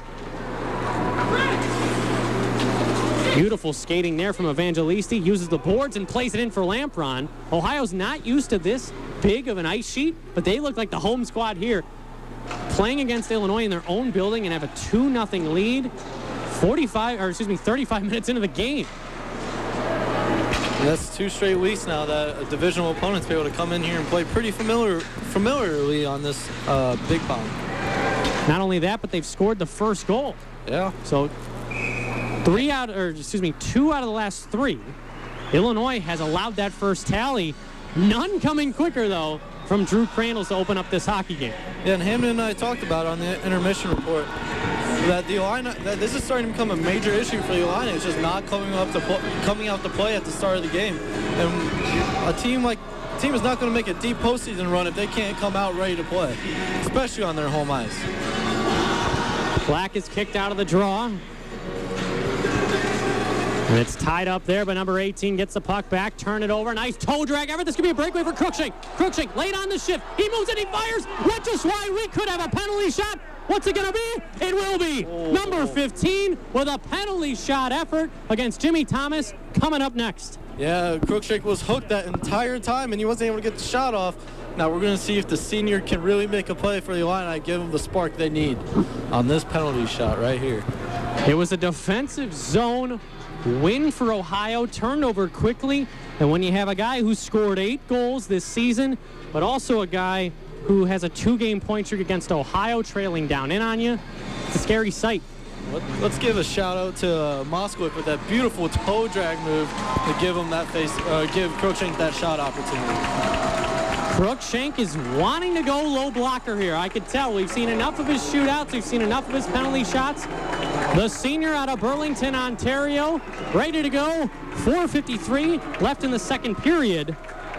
A chance to bring this crowd to their feet. As they're standing up right now, the Ontario native trying to give the Illini their first point of the game. And here he goes. Cruikshank over the blue line, high slot moving in on his forehand. He fires, right pad save by Jimmy Thomas. And look at the celebration. He's ready to go as he stops Cruikshank, who slams his stick into the glass. Yeah, he knew just how huge his penalty shot was to give the Illini momentum, as he's wanting that back 100%. But once again, Thomas just locked down. He's not a big goaltender, Cristiano, but he sure plays like he's about 6'4", 6'5", the way he moves around on those pads. We have to talk to Cruikshank after that penalty shot, or excuse me, after the game. He wanted to go low blocker. Looks like he didn't get enough elevation on it. No, not at all, as that puck bounced off of Thomas's pad. Probably a little bit easier of a save than Thomas was expecting, but nonetheless keeps the Illini off the board. Caprio, second effort, keeps the puck in. 4:43 left in the second period. Illinois down 2. Quinn back to the line, too far for Caprio to hold it in. Now for Opilkel on the red line. Shot in, save made by Thomas from a near side. That was Moskaluk. 15 minutes and 26 seconds into the second period. If you're Cruikshank in the Illini, you see you had a chance for momentum, couldn't capitalize. You have to recognize that this is still a wide open ball game from their perspective, and they can't let Ohio get that next goal. Exactly. So you got to expect Cruikshank to come out on his next shift and really just get after it, as he has to bring his team more momentum since he wasn't able to produce on that penalty shot. Tipped in there by Ernsting. Evans forechecked against by Quinn. Quinn may have something here. Lost it there. Now here's Moskalik trailing it in below for Ernsting. Ernsting toe dragged effort. Craddock along the near side, number 8 in white and green. Relays it up for Evangelisti. Long pass on the tape of Palasic. Swipes at it with his stick. Only got as far as the low slot where it's Opilka. Opilka for Bobby. Bobby with a lot of speed over the red line, over the blue line. Goes in along the right circle. His pass was intercepted in red by Brian Lubin out of Commerce Township, Michigan. Long stretch pass. Could not hit Craddock, and icing 16-14 into the second period. Yeah, not a very smart pass from Ernsting right there, as the Bobcats had 2 men in the center of the ice ready to shut that down, as they probably knew coming into this game that the Illini were going to try to attack that middle slot area, and so they shut that down effectively, but icing call is going to hurt them here. Novosel in the draw against Lubin. He won it to Jenkins. Now for Evans, had to dive at it. Wicklund trying to keep it in. Brings it back for Stube. Stube, nice move to his backhand. Jenkins defending him well. 2 left-handed shots going at one each other. Big hit there by Novosel. Coming out with it, it's Lubin. Craddock along neutral area, dumps it in. Lubin will be the first one to it, unless Nolan can cut it off. He does. 16:38 into the second period. Goals from Crandall and Black separate this game from a 0-0 score. Instead, 2-0 for Ohio. Novosel dekes around a man, fires one in, and a save made. At Stuve cutting the front of the net, but Novosel didn't want to have Ohio with an odd man rush the other way. Gets the shot on goal. 3:08 left in the second. Yeah, and I think Novosel was just trying to give his first line an opportunity to have a face-off draw, as he had a little opening there to maybe attack the net, but he just threw the puck as he probably knew that another Bobcat defender was going to come after him. Face-off win, backdoor play for Joe Nolan just behind him. The Illini love that patented move. And now here's Cruikshank with a goal line play. Missed everything. Rittendale on the far side dumps one in. Rittendale stabs at it. Ohio moving along the far side. Could be a break here. Richter with a knockdown. Here's Nolan. His pass skipped. The Illini blue line where it's Rittendale relays it up for Cruikshank. Cruikshank left circle looking for a rebound. Glove down by Thomas. And Richter gets a spear. And I don't know if the referees saw it or going to call anything. 2:38 left in the second period. A bit of a snowing effort there. It's almost winter time. I don't believe Jimmy Thomas had a problem with it, but the unwritten rule in hockey, don't snow my goaltender or else you're going to get a jab. Exactly. And on that shot from Cruikshank, as it was a good shot from him, I want to see him go left pad on that, as they had 2 men in front of the ice, and Rittendale and Richter, to try and maybe make a play off the redirection and the rebound. And so I want to see him bring it down there to give his teammates a chance to really capitalize on that 3-on-2 opportunity. Jimmy Thomas needs a new goal stick, so we'll get a brief delay in play. I'm Cristiano Simonetta, Eric Fisher alongside. Hammond and Kyle down at ice level. Thomas actually broke that stick slashing Richter right there. So the refs definitely missed a call right there. It's the little things. There's a reason why we don't wear stripes, though. They don't catch the call. Nonetheless, hockey still needs to be played. Cruikshank loses the draw to Black. Ohio with a chance here to get it out of their own zone. But now it's Cruikshank. A fiery number 15 with a reverse hit now for Richter. Back to Jack Graham at the right point. Graham fakes it across for Mark Condotti. Sliding effort from number 23, Gabe Lampron took that shot away. Now Richter back for Condotti. Condotti fakes one. Look at the move to the inside. One hand on his stick. He's got to get rid of it. Shot there, and that one went wide for McGee. His stick just getting tied up there from a couple Bobcat defenders, and he couldn't pass that puck back to Graham, who's waiting for a slap shot. Crandall driving in. Now into the Illini zone. It's James McGee who picks up the puck behind his own net. Going wide. He's going to beat everyone in a foot race. Nice move, one-handed. 3-on-2 for Illinois. Here's Ernsting. Fakes around a man. Moving in, fires. Blocked down beautifully and cleared. Number 11, Jacob Houston, comes up again. Yeah, not great spacing from the Illini there either. They had 3 men in the middle of the ice really clogging up the lane for Ernsting to really be able to make a play. 1:35 left in the second period. On the near side, half-boards in the Illini zone. Now down low. Condotti as well as Ernsting. Ernsting comes away. Has Moskalik right up the middle, and look who reads it beautifully. That was number 13 and Nick Gross. These home run passes for Illinois, they haven't been working too much. Of course, Cruikshank with that eventual breakaway. Now back. Here's a spin around drive and a great save by Heflin. You've gotta remember that one if you're an Illini fan, and if they score the next goal, because that was a point-blank chance. Here comes another. Shot there, gloved. As Zach Frank with a try. 1:02 left in the second period. Illinois has got to survive here. 62 seconds left in the middle frame. You can't afford for the Bobcats to strike before this intermission. No, and Heflin doing his best to be the one of the better goaltenders in this league, as he makes a great blocker save as the Illini aren't able to control a rebound on there, and then he just makes a great glove save, not even flinching, just standing there and just, oh, look what I found. It's got a nice little puck right here. Down to 60 seconds in the second period. Tyler Opilka gets the troops ready as they try and manufacture some offense. Opilka going along the near side for Caprio. Novosel tips it in. Garrett Jenkins will get to it. In his own zone, now Salk ties him up, takes him down. Novosel retrieving, digging for it. Four-man scrap here to the near side. And here comes Salk. One hand on a stick, shot one in front is Stube looking for the redirect. Down to 30 seconds to go in this second period. Salk can't get to it. Number 10, Brian Lubin does. Lubin with a loft. Now from the stick of Harkins, that pass was knocked down momentarily, benefiting, though, Lubin, who dumps it in. Here's Opilka, circling, looking for that home run play. Down to 8 seconds left in the second period.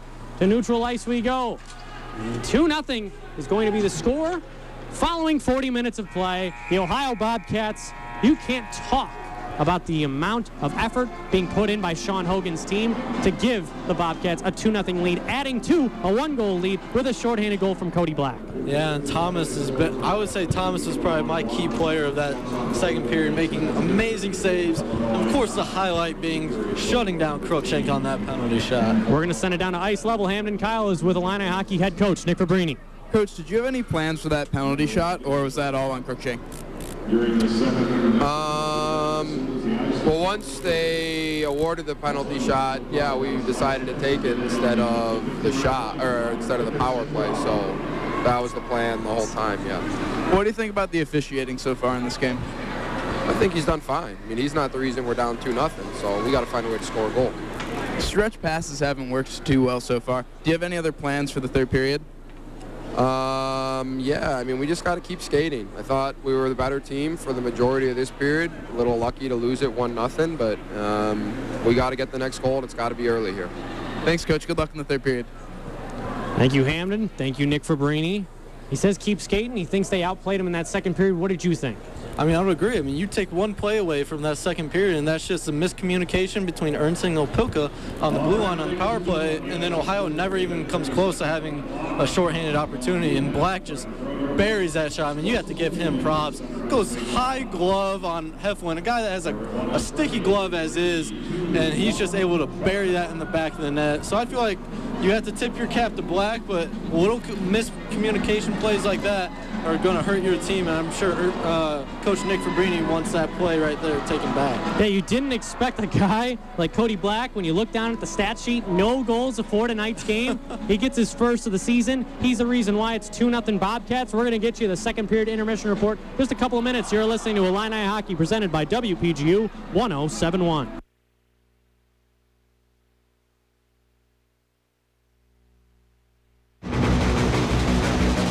Respect our past, but we represent the future. We're gonna get knocked down, but we will always fight. We will always be the Fighting Illini. Hail to the Orange.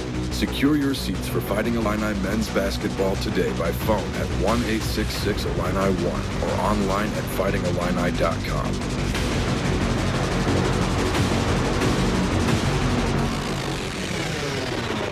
Find us on Facebook.com/WPGU 1071. 1071.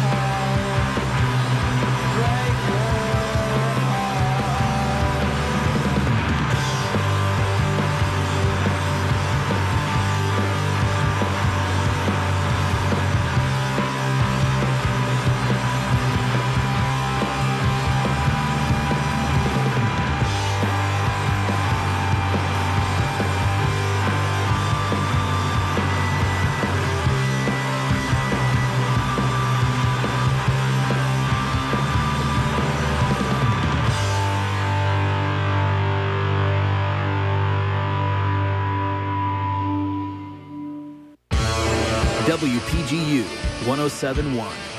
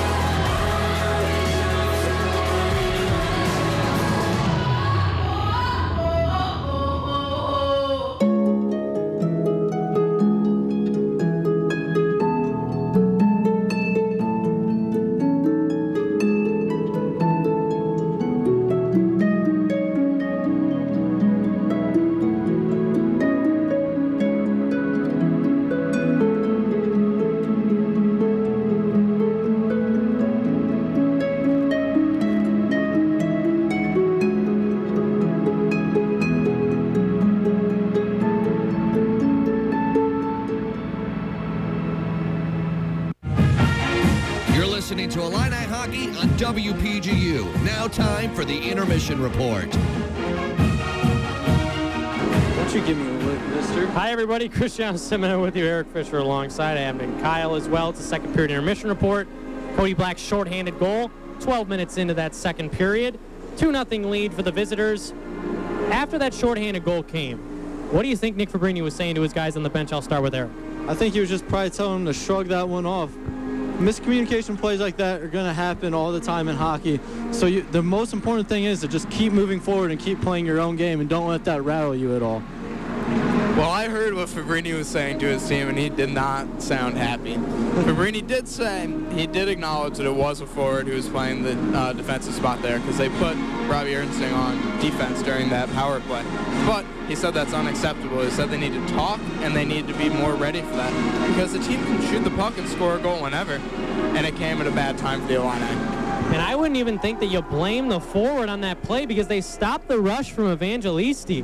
He stopped up, but the problem was you had the F2, you had the F3. They skipped all the way down low, leaving that high slot wide open for Black.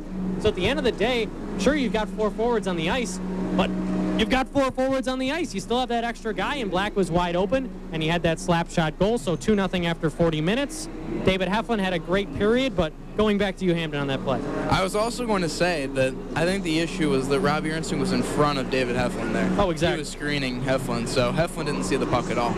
You got to give credit, as Eric alluded to. Cody Black, first goal of the year, looking like a 30-goal scorer out there, just blistering slap shot past the glove of Heflin. Yeah, usually when you see a guy that hasn't scored about 13 games into the year, so I don't think you're going to really expect him to go high glove side on you from a couple feet in from the blue line. So just really got to tip your cap for the great shot on him. But once again, Heflin was screened by Ernstling, and that probably played the key decider in that goal. The Illini were 15-6-1 at home last season. They already have 2 regulation losses, and we're not even to December. If they drop this 3rd home CSCHL game in a row, what does it do for the confidence of this team moving forward to Saturday's game as well as the rest of the season? Well, it's going to be low. This Ohio team's a good team. The Illini weren't expected to come out and win this game. But their confidence is going to be a lot lower if they lose this game. This is a big one after losing 2 in a row. Yeah, and this Illini team, before we headed in the conference play, we heard them talking a lot about making a national championship run. And so coming into here, once you hit divisional play and you're dropping 3 games just like that, 3 games so far and down 2-0 heading to a 3rd period, that has to be huge when it comes to momentum and confidence. And so that's when you start to see players start to question their own ability and their own team. And for a team that's going to try to compete for a title, that you just can't have that at all. You have to be confident 100% no matter what's happening in the game. And not even a national tournament championship, but CSCHL points are on the line. They want to win the regular season, something that they haven't done since 2013, haven't even won the playoffs since 2008. But they have all these high aspirations, but realistically right now, are they able to reach them? They could, but they would have to pretty much win every single game for the rest of the season. And with tonight looking the way that it does, I don't know if they're going to be able to reach their goal. And I just think the main issue, once again, these slow starts. You come out here, you give up a goal 6 seconds into the game.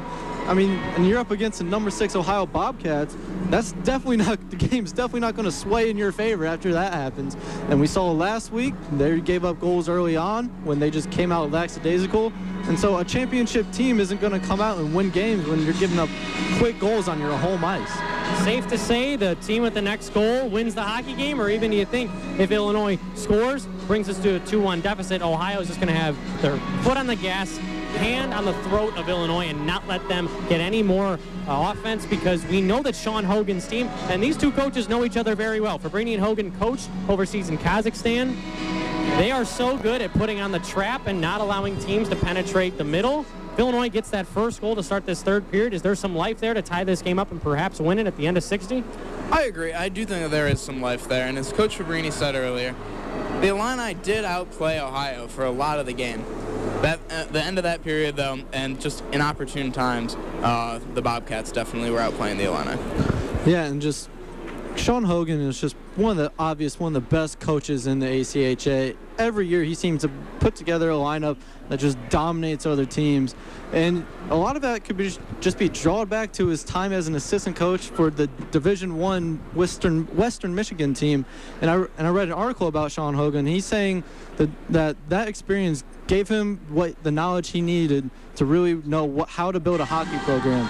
And he's just exceeding extraordinarily with this Ohio Bobcats team. All right, as we go ahead and preview the 3rd period, who scores the next goal?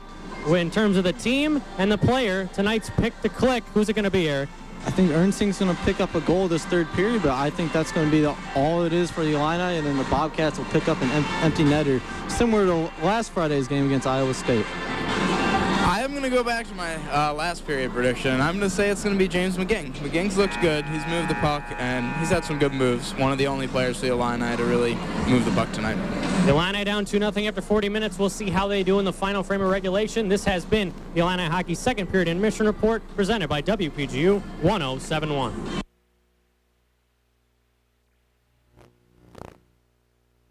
If you think that a kiss is on the lips, come on, you got it all wrong, man. And if you think that our dance was all in the hips, oh well, then do the twist.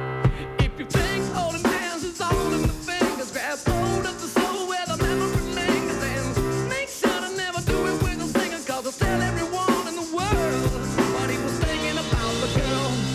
Yeah, what he's thinking about the girl. Oh, a lot of people get confused and they're bruised real easy when it comes to love. They start putting on their shoes and walking out and singing, boy, I think I had enough. Just because she makes me feel wrong, but she don't mean to be mean or hurt you on purpose, boy. Take a tip and do yourself a little service. Take a mountain, turn it into a mole, just by playing a different role. Yeah, by playing a different role.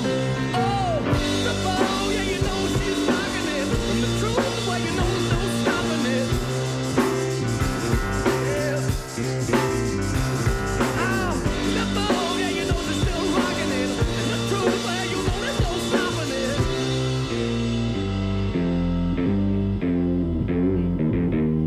So what? Somebody left you in a rut and wants to be the one who's in control. But the feeling that you're under can really make you wonder how the hell she could be so cold. So now you're left denying the truth, and it's hidden in the wisdom in the back of your tooth. You need to spit it out in a telephone booth while you call everyone that you know and ask them, where do you think she goes? Oh yeah, where do you suppose she goes? Oh, the truth, where you know there's no stopping it. And the bone, where you know she's still rocking it. Yeah. The bone, where you know it's still rocking it. And the truth, there you know there's no stopping it.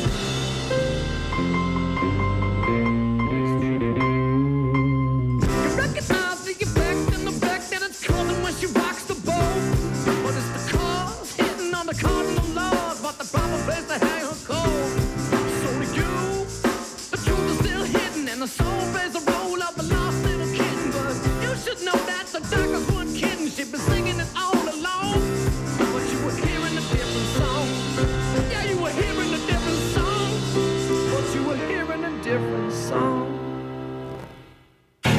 Facebook.com/WPGU1071.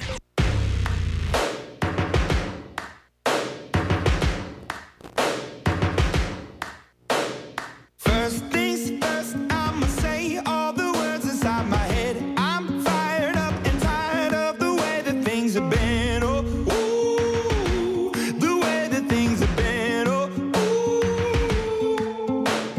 Second thing, second, don't you tell me what you think that I can be. I'm the one at the sail, I'm the master of my sea. Oh, ooh, the master of my sea. Oh, ooh.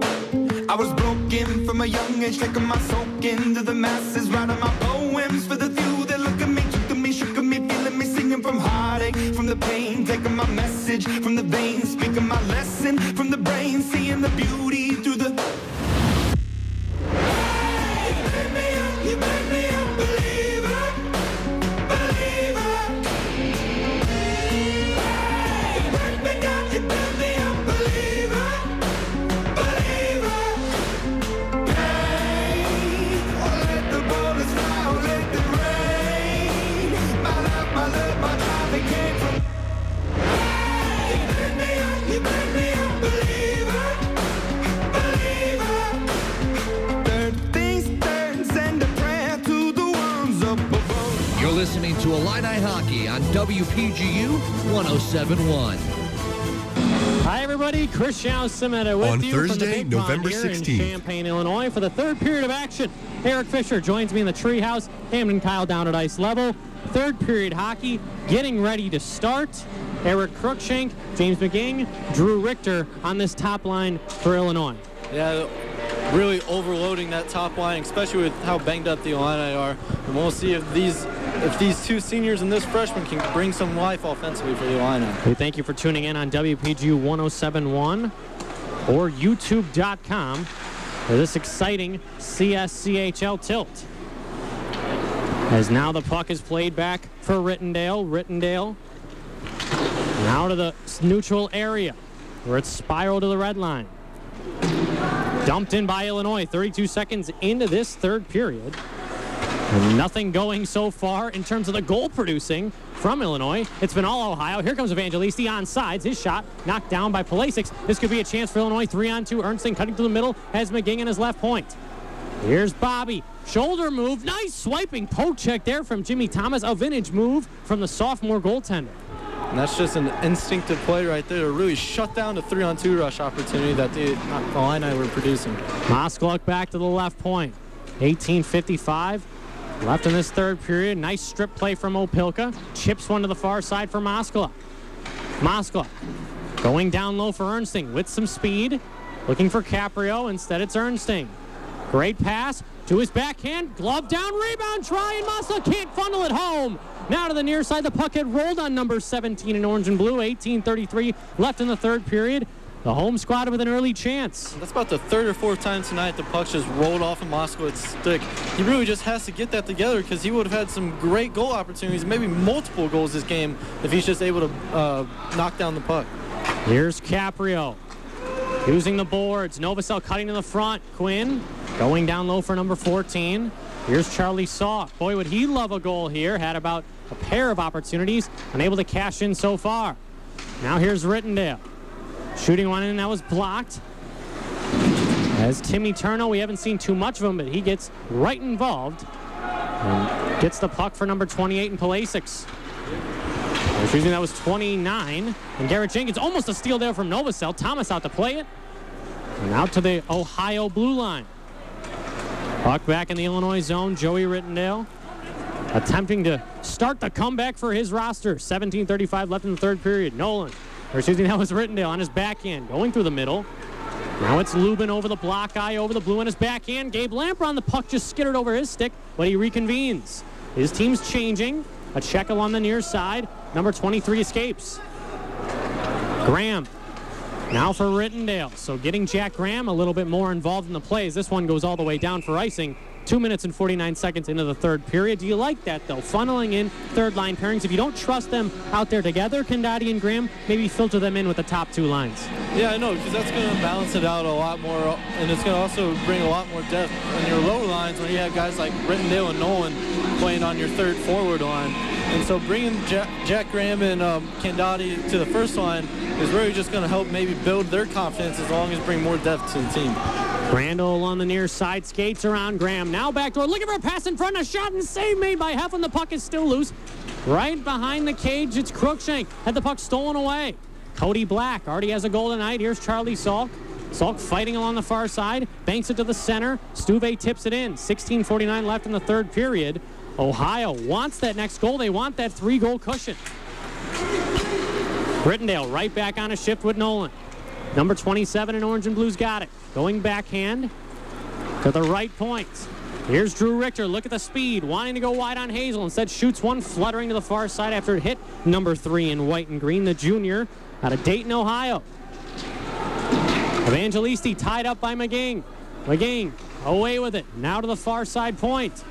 Look at James McGing wheel and deal. He fires. Headhunter there. That was knocked down. I believe it may have hit Hazel or Cruikshank in front. And McGing just couldn't keep that puck on the blue line. 16:11 left in the third period. Still 2-0 away squad. Yeah, McGing was hungry right there as he knew the puck got a little away from him on that shot attempt of his. So he just tried to get a little bit more greedy and try to sneak. He might have just tried to sneak one past the linesmen in general to see if they were paying attention at all, but clearly they were, and now we have the Illini on face-off. Ernsting with a clean draw win. Now from Moskaluk, tips it The Illini gain entry, knocked down by Lubin. He'll go the other way. Speedy forward, now along the far side for Harkins in front. And a streaking number 16 in Turno couldn't get to it. At the other end, it's Bobby Ernsting skating through center. Back skating number 13, Nick Gross. Here's Stephen Quinn throwing one on right. Pat save rebound. What a second save there by Jimmy Thomas. His best of the game. Oh boy, Ohio's netminder stealing the show and keeping Illinois off the score sheet. 15:35 left in the third period. Now out to center for Nolan. Nolan dumps it back in. Far side pass. Harkins checked by Quinn. He drops it for Black. Cody Black over the line, right circle. He's hit by Ernsting. Houston keeps it. Left-handed defenseman skating around, looking for a wraparound try. Two Illini converge on him. Now back to the right point. Shot there from Gross. Blocked down. Ernsting looking for a streaking Quinn. They can't get it out. And finally do. Ohio wants to catch Illinois on a change, and they'll do just that until an offsides whistle. 4 minutes and 56 seconds into the second period, or third period. How about talking about some Jimmy Thomas robbing Bobby Ernsting?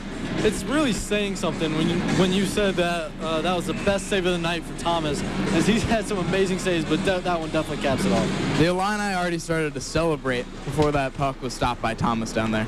Oh, so they knew there was space. Chance, yeah. There was space. But I don't think Ernsting got enough elevation. That's the story from the Illinois shooters so far. Crookshank on that penalty shot. And Ernsting right there. Here's Evan Sabo. Sabo, feisty for the puck along the far side half boards. Keeps it alive. Looking for Hatton. Bunch of cross checks. Now here's Justin Reese. Reese, the freshman. Looking in front for Hatton. He's taken down, no call. 5 minutes and 25 seconds into the third period. 2-0 Ohio. Zach Frank slaps one in. Heflin plays it with his goal stick. Now for Rittendale. Rittendale, a risky play, and it just got out to neutral area. Will Craddock will reverse. Here's Sean Bayard. Haven't seen too much out of the freshman defenseman from Pittsburgh, Pennsylvania. Now here's Evangelisti. Fires, save made by Heflin. Where is it? You never want to see your goaltender look over his shoulder. Instead, he had it between the wickets. 5 minutes and 48 seconds into the third period. 2-0 Bobcats. And with the Bobcats having a 2-0 lead right now, you're going to see a lot more shifts from them, as they're going to want to keep players fresh on the ice and really try to keep control of this game and not let the Illini maybe catch them in a bad shift or with tired players on the ice. Hazel fan on the shot. Here's Craddock with a spin around try in front, and that one was forked wide by the stick of number 28. That was Pulisic. Now to the near side, it's McGing. McGing wants Richter, the speedy freshman, over the blue line, left side. He moves in, fires, gloved by Thomas, and no rebound. 5:05 into the third period. The Illini have to get more traffic against a goaltender that's as hot as Thomas is, because that's how they solved Moser last weekend of Iowa State. Yeah, when you have a hot goaltender, you can't just be taking shots at where the goaltender isn't screened at all. You have to get traffic in front of the net, because that's where you're going to really rattle a goaltender, is when he can't control what's coming at him. Crookshank with a tie-up, retrieved by Evangelisti, who unusually has been kept off the score sheet. 13:45 left in the third period. It's Eric Crookshank over his blue line, red line, opposite blue line. Skates around Bayard. Has Caprio at the point. He can't handle that. Heflin out to play it. Almost fanned on it there and plays it back for Jack Graham. Graham skating out of his own zone. Over the blue line. Dumps it in on his side of center, so that is going to be an icing. Just joking. Not called, though. Not called. So that's like the third or fourth icing call that has been missed by the officials, as Ohio back on the attack. Harkins spins one in for Lubin. Lubin checked by Novosel, who's had a phenomenal game. Here comes James McGing. Going wide. Could be a 2-on-1 for Illinois. McGing right circle. Moving to his backhand. Great block down. And now it's Houston spinning away with it. James McGing maybe want to give that puck up, because Ohio, they know who the Illini triggermen are on this roster. It's number 13 and number 15. Houston takes Nolan down. Novosel, great sauce. And how about the hand-eye coordination from James McGing to make sure that puck didn't go all the way down for icing. Here's Nolan. 12:33 left in the third period. Nolan, nice stick moves. Wants John Moskwa. Nolan's got the puck in his skates. Now back out to center ice. Novosel whiffed on it. Moving the other way, it's Zach Frank. Frank on his forehand. Shoots one in, left pad save. Rebound, trying a second stop for Heflin. It's behind the goal. Puck along the far boards for Moskwa. John's late on his shift as well. Gets the red line. Dumps it in. Look at the forechecking there from Moskwa, but he overskated as Quinn is out there with him as well. Easy zone entry there to Gabe Lampron and Sean Hogan's team. They're playing prevent defense, but also on the offensive side, slap shot in. Left pad save as that was redirected off of Opelka. A trickling shot. But the Pillows saving David Heflin, the Illini, from falling behind 3-0. He's doing his best to keep his team in the game, as that was a very awkward puck, as it was just took a weird bounce, but luckily Heflin was right there. Stephen Quinn, left circle, shoots, gloved by Thomas from a bad angle. 8 minutes and 22 seconds into the third period. Hamden Kyle down at ice level. I really want to see the Illini start shooting at the blocker side of Thomas. There's only been one shot to his blocker so far. They've tried the glove and the pads, clearly not working. They need to change it up a little bit. Thomas just making goaltending look easy tonight. I mean, he has these rockets coming at him, and he's just not even trying to body it up. He's just gloving it as if it's just simply easy. And I mean, I've never played hockey before, but I can't imagine being an experienced goaltender making saves like he is tonight. Sabo deflects the puck out of play. 8 minutes, 29 seconds in the third period. Chris Johnson and I with you. Eric Fisher alongside Hamden Kyle down at ice level. Dad's weekend. It's a great crowd here. Sold out, but they haven't had much to cheer about. 2-0. Ohio maintains that lead over Illinois and haven't trailed at all this entire hockey game, but they've had this lead for so long because that first goal came in from Drew Crandall 6 seconds into the opening frame. And the fans are just looking for a reason to get on their feet, and we'll see what the Illini can do, but an costly offside is going to neutralize any offensive threat they thought they had. And that's what's going to happen. You're going to see more offsides. You're going to see more icing because Ohio's going to play a little back. I'm not calling a 1-3-1 from the old Tampa Bay Lightning days, but they're certainly going to have an extra forward back and not pinch as well on the offensive points. Illinois, they're going to have to start doing opposite of that with Caprio, with Opelka, and now here's McGing with a shot. That's blocked by Hazel. The defensemen have got to get more involved in the play as the game takes it back and walks it into the neutral zone, waiting for his team to tag up. Yeah, I expect Joey Rittendale and Joe Nolan to be pinching a lot on their shifts as the Illini have to get something going for them to get on the board. Could be a 2-on-1. Here's Evangelisti, right circle, backdoor play, and that one left toe save, and a rebound try for Hazel. He couldn't corral it. Oh, David Heflin, like you mentioned, Eric, keeping his team alive. Now what a pass and a shot blocked down in front by Caprio. Another try. That's blocked by Crookshank. Ohio with some pressure. Craddock out to the left point. It's Pulisic. Looking for that play off the boards. It's Caprio. Caprio now for Richter. Richter could see McGing here. Instead, hits the red line, goes one-on-one against the man, clears it in. 10.5 to go in the third. The net was moving on after that 2-on-1 opportunity. The referees completely missed it, and that could have really hurt the Illini if the Bobcats took advantage on that. Here's a steal. Bobby Ernsting stopping and starting, moving it over the blue line. Another stop and start move. Rittendale, forehand shot. Save made by Thomas to the blocker side. Now here's Ernsting. His pass was knocked down by number 7, Evangelisti. Evangelisti with a reverse hit there. Now here's Rittendale. Rittendale for Nolan, trying to jumpstart the rush. Over the red line, over the blue line, left side, 10 minutes to go in the third period. Nolan looking for a stringing play. Instead, it's Quinn behind the net after a pass from Ernsting. Quinn back to the right point for Rittendale. A lot of speed, a lot of time. Shot, a save made. No deflection, no rebound. Jimmy Thomas zoned in.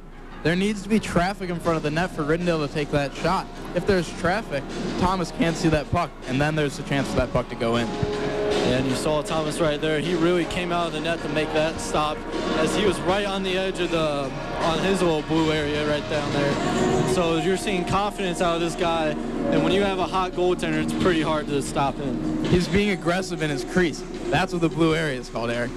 Thanks, over there. 9:43 left in the third period. 2-0 Ohio, as Illinois in jeopardy of being shut out on home ice. With 9:38 left in the third, we'll get another call. We thank you for tuning in on WPGU 107.1 FM as well as YouTube.com. We appreciate all the Ohio Bobcats fans. We hope we're doing your team a liberty here and broadcasting this game. What do you think? The Bobcats, if they come in here tomorrow night after this, let's just say they win the game, how does Saturday turn out? I know I'll ask you after the game following the exact outcome, but Ohio just looks like the team to beat in the CSCHL. Oh, yeah, and then if they come out here and they sweep the Illini, they're going to easily get moved up to top 3 in the country. But we're not even past the 15-minute point of the third period. Still 9.5 to go as Kendati lays a hit on a man. Graham as well to the far side. Here comes Kendati. Now for Stephen Quinn. Grant Stuve out there on the shift. Some remix lines from head coach Nick Fabrini. Stuve coming in. He pushes a man off the puck. Now 9 minutes to go in the third. Kept in by Illinois. Jacob Houston to take. Houston, 11 points in 14 games, 4 points in his last 3 games. This will not be an icing as Opilka defends well against Frank. Opilka now for Caprio. Goes up in the air. Knocked down. Could be a chance here for Harkins moving in. That fluttering drive went over Heflin, who tried to jump at it, and it hits the glass. Ohio with some pressure. Opilka spinning away from a pair of Bobcats. Now Justin Reese over for Caprio, who's gassed on this shift. Goes cross corner. Justin Reese will get to it. Has Stuve down low. Puck floats over his stick for Lubin, who skates around Reese with ease. And that's the difference between Ohio and Illinois right now. It's your defensive zone exits. As Illinois with an entry. Nolan looking for Cruikshank, knocked down by Harkins. What a beautiful pass there. It's a one-on-one for Brian Lubin. Rittendale covering him well. What a right pad save against the grain there. Lubin with a precise shot, and the Illini can't get it out, and they finally do. Could be a 4-on-3 for Illinois. Too many men on the ice here. Or there's going to be a whistle. 7:57 left in the third period. There was a whistle, and the referees are talking about it. 2-0 Bobcats. It looked like both teams had 6 men on the ice. We'll see what the official call is. Well, it's looking like too many on the ice as Reese is heading to the penalty box. 100%. The Illini trying to catch Ohio on a change. And you're down 2-0. Just under 8 minutes to go. You can't have that happen. No, those are just plays that shouldn't be happening once you head into divisional play. Too many men on the ice. It's just a lapse. Yeah, 2 of them. That's just a lapse of focus. With the chance to put the final nail in the coffin, Houston with a drive, and that one was wide. A shot in front. What a mass save by Heflin. He's stopping it all right now. Back into the protective netting. His team's got to pick him up here because Heflin has been zoned in throughout this entire third period. Yeah, I haven't seen him even have any lapse of focus like his teammates apparently have so far, as he made a great kick save on that one-on-one opportunity, and then he just makes a great just overall save in general. Houston back at the point. His pass was knocked down. James McGing one-on-one. What a move! Here comes James McGing. Maybe put it too far in front of himself as Thomas puts it ahead. Oh, James McGing, you always got to break out the camcorders, break out whatever, because, man, James McGing is exciting to watch. Short-handed, which you don't say a lot about many players in this league. But James McGing, who leads the CSCHL in assists, looking to get on the goal sheet, just pushed the puck too far in front of his stick.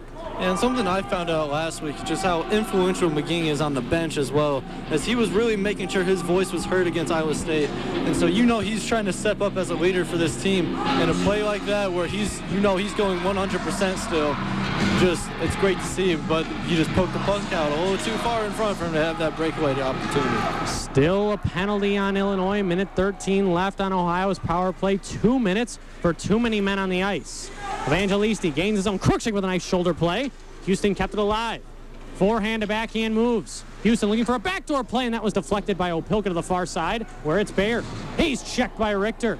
Opilka looking for Cruikshank along the middle area. Evangelisti tags up along the far side, along the Illini bench. He clears it in. David Heflin, what will he do with it? Turn the puck over to Lampron. Out in front. Cruikshank there. Rebound try. Oh, boy. The puck has just been moving off of the Illini sticks in such an uncharacteristic fashion, creating opportunities for Ohio, and they're mistakes that Illinois is making themselves, not necessarily from the pressure of the Bobcats. Yeah, and I don't know if it's just a lack of focus, communication, or what, but like we mentioned several times tonight, pucks are just rolling off the sticks of these Illini, and they could have had great goal-scoring opportunities if they were just able to knock it down and handle it. Palasic fakes the drive. No, what a save there by Heflin, too. Oh, Craddock with the rebound as Hazel let one go. 30 seconds left on the power play. It's Palasic. Lost it in his skates. Quinn around him, lifting his stick. And along the end boards it'll go. The sophomore bounces off a check and clears it down. Nice effort there from number 7 in orange and blue. Thomas comes out to play it. Hazel shaking off Novacell. Look at Neil Novacell as well. Now it's Quinn. Quinn along the far side, trying to draw a penalty. And he will! 7 seconds left on the Illini power play, right on cue. This is the turning point in the hockey game here, Eric. If the Illini do not capitalize on a man advantage, it will kick in now 6 seconds. Safe to say that Ohio is going to cruise to a win. Yeah, Illini are going to have 6 seconds of 4-on-4, so this face-off is going to be huge, as this is a team that's really taken advantage of 4-on-4 play this year. So right now the referees are also giving a bench minor to Ohio because the player who got the penalty is going absolutely crazy in the penalty box, slammed the door, and is yelling at the ref. This may be turning point in the game. A 5-on-3 kicking in 6 seconds. I'm not sure if they're going to give him 4. No, it's 2 separate minors. Sean Hogan doesn't like it. He's at the front of his bench yelling for the officials, and he is livid. They're just waving him off. The officials are just not recognizing Hogan at all. And the best part about this, too, the Illini are going to get a draw in their own zone. Down to Hamden Kyle at ice level. If Hogan keeps yelling, he might get another because the referees are not going to deal with this. And here we have the Illini calling a timeout because they want to get a plan going for this 5-on-3 that's coming up. Craddock serves the extra minor. Pulisic with the initial one for hooking. And he got the unsportsmanlike conduct. Pretty insane development here, Eric, because the Illini, if they score early enough, they could have a full, well, basically a full 5-on-4 power play. And hypothetically, the best situation for the Illini right now is to win the draw and get a shot in the back of the net right off the face-off. And then so they're going to still have plenty of time for another power play advantage and maybe be able to tie this game up. And so you know Fabrini is crafting the best lineup possible for this 6-second 4-on-3 opportunity. And then once that's over, it's going to be 5-on-3. Listen to the crowd here. They're ready. They've been ready all night. Like the littlest hit from the Illini, and you hear a loud ruckus out of the fans here. And so if you get a goal, this place is going to erupt, and you're going to hear them a couple blocks away, maybe down at good old Daniel Street.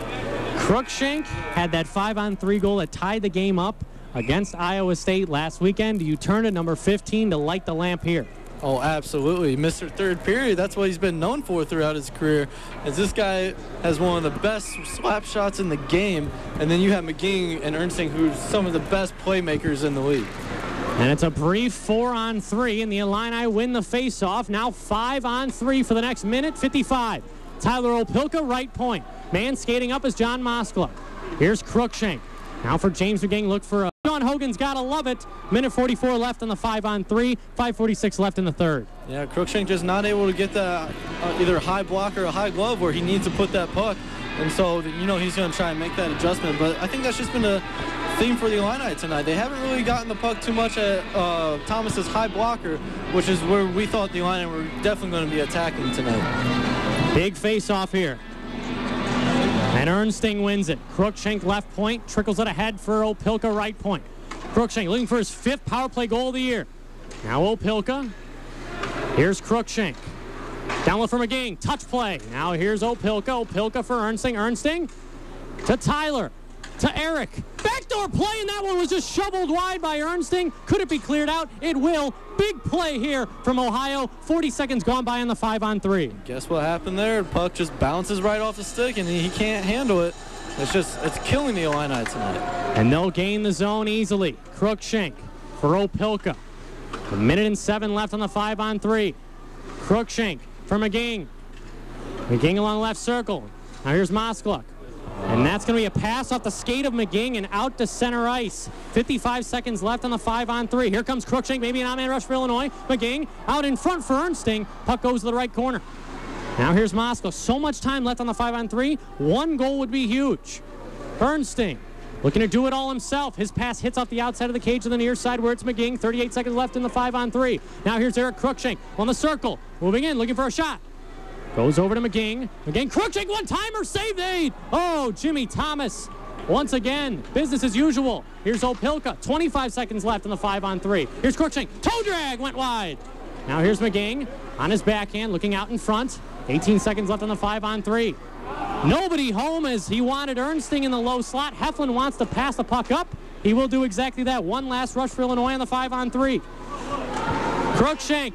Wide open man. Here's Salk fires. That one was blocked. Ohio has killed the 5-on-3. We're back to even strength. And now here's a chance wrapping around. It's Opilka. McGing can't handle it. Look out. This could be a chance for Ohio. 2-on-1. Mike Pulisic. Here's Craddock at the other side. On his backhand, missed just wide. 3:49 left in the third period. Salk with some stick jabs against Craddock. No call yet. Heflin wants to know when he goes to the bench. McGing, great pass here, escapes for Nolan. Nolan backdoor, and that one went wide. Now to the right point for Rittendale. Joey Rittendale down low for Nolan. Nolan spins. Wants the puck back at the right point. And that's cleared down. Will be no icing. 3.5 to go in the third period. When do you pull Heflin here if you're Nick Fabrini? Oh, under 2 minutes, and at the very earliest at the 2:30 mark, I would say. We're at the 16:43 mark of the third period. 3:17 left. Hamden Kyle at ice level. During that power play, I think part of the reason the Illini didn't score is because Ohio was playing a tight box defense, and the Illini weren't able to spread it out and make the Ohio players chase the puck. Ohio stayed home and was really good at covering them. Quinn wins the draw now for Grant Stuve. Stuve had his stick lifted. Puck comes back all the way to Heflin. 3:10 left in the third period. He drops it for Nolan. Great pass on the tape of Rittendale over the red line, over the blue line as Richter cutting in. He shoots one. Pad saved by Thomas. A bit of an uneasy one from the sophomore goaltender. Under 3 minutes to go. Nolan fakes to his backhand, looking for a backdoor play. Here it comes! Left toe save! Bobby Ernsting robbed! Oh, Jimmy Thomas! Oh, wow, what a toe save! And now here's a slap shot from Turno along the outside of the cage. Here's Ernsting. Or excuse me, McGing. Looking for Ernsting. Knocked down by Palasic. 2.5 to go in the third period. You got to think if you're Bobby Ernsting there, hold on to that puck and just rifle it upstairs. 2-on-1. And now it's a 2-on-1. Ernsting for McGing. Too much sauce. McGing another move. Great save by Thomas. Outstanding effort from number 30 in white and green. Heflin's already to the bench. It'll be a 6-on-5. Unbelievable effort from the goaltender for Ohio. The Illini just have to be baffled right now. 5-on-3 for about a minute 48. Great shot opportunity from McGing. And then a 2-on-1 with arguably your most dangerous players of Ernsting and McGing. Nothing happens because of one man. And that man's name is Jimmy Thomas. Just a brick wall in the crease down there, Hamden. Crookshank won the draw. Now to the right point. Opilka looking for a deflection on the outside of the cage. Thomas covers it up. 17:39 into the third period. We're glad you joined us. Christian Sameta, Eric Fisher alongside Hamden Kyle down at ice level. The key for this play, the Illini have a play all drawn up. They need to win this faceoff, get the puck to the point, pass it across, and get a one-timer on goal. Look who's sneaking in too, Grant Stuve. And here is Opilka. Quick pass for McGing. McGing back for Tyler. Looking for a deflection. It was knocked down. Houston with a nice fake to clear it away, and this is a shot at the empty net. It will not go in. This is going to be icing as Opilka reaches the hash marks. Down to 125 seconds now, Eric. This is getting pretty dicey for Illinois, but Ohio, they have to give the #1 star honors to Jimmy Thomas. Oh, it's not even close.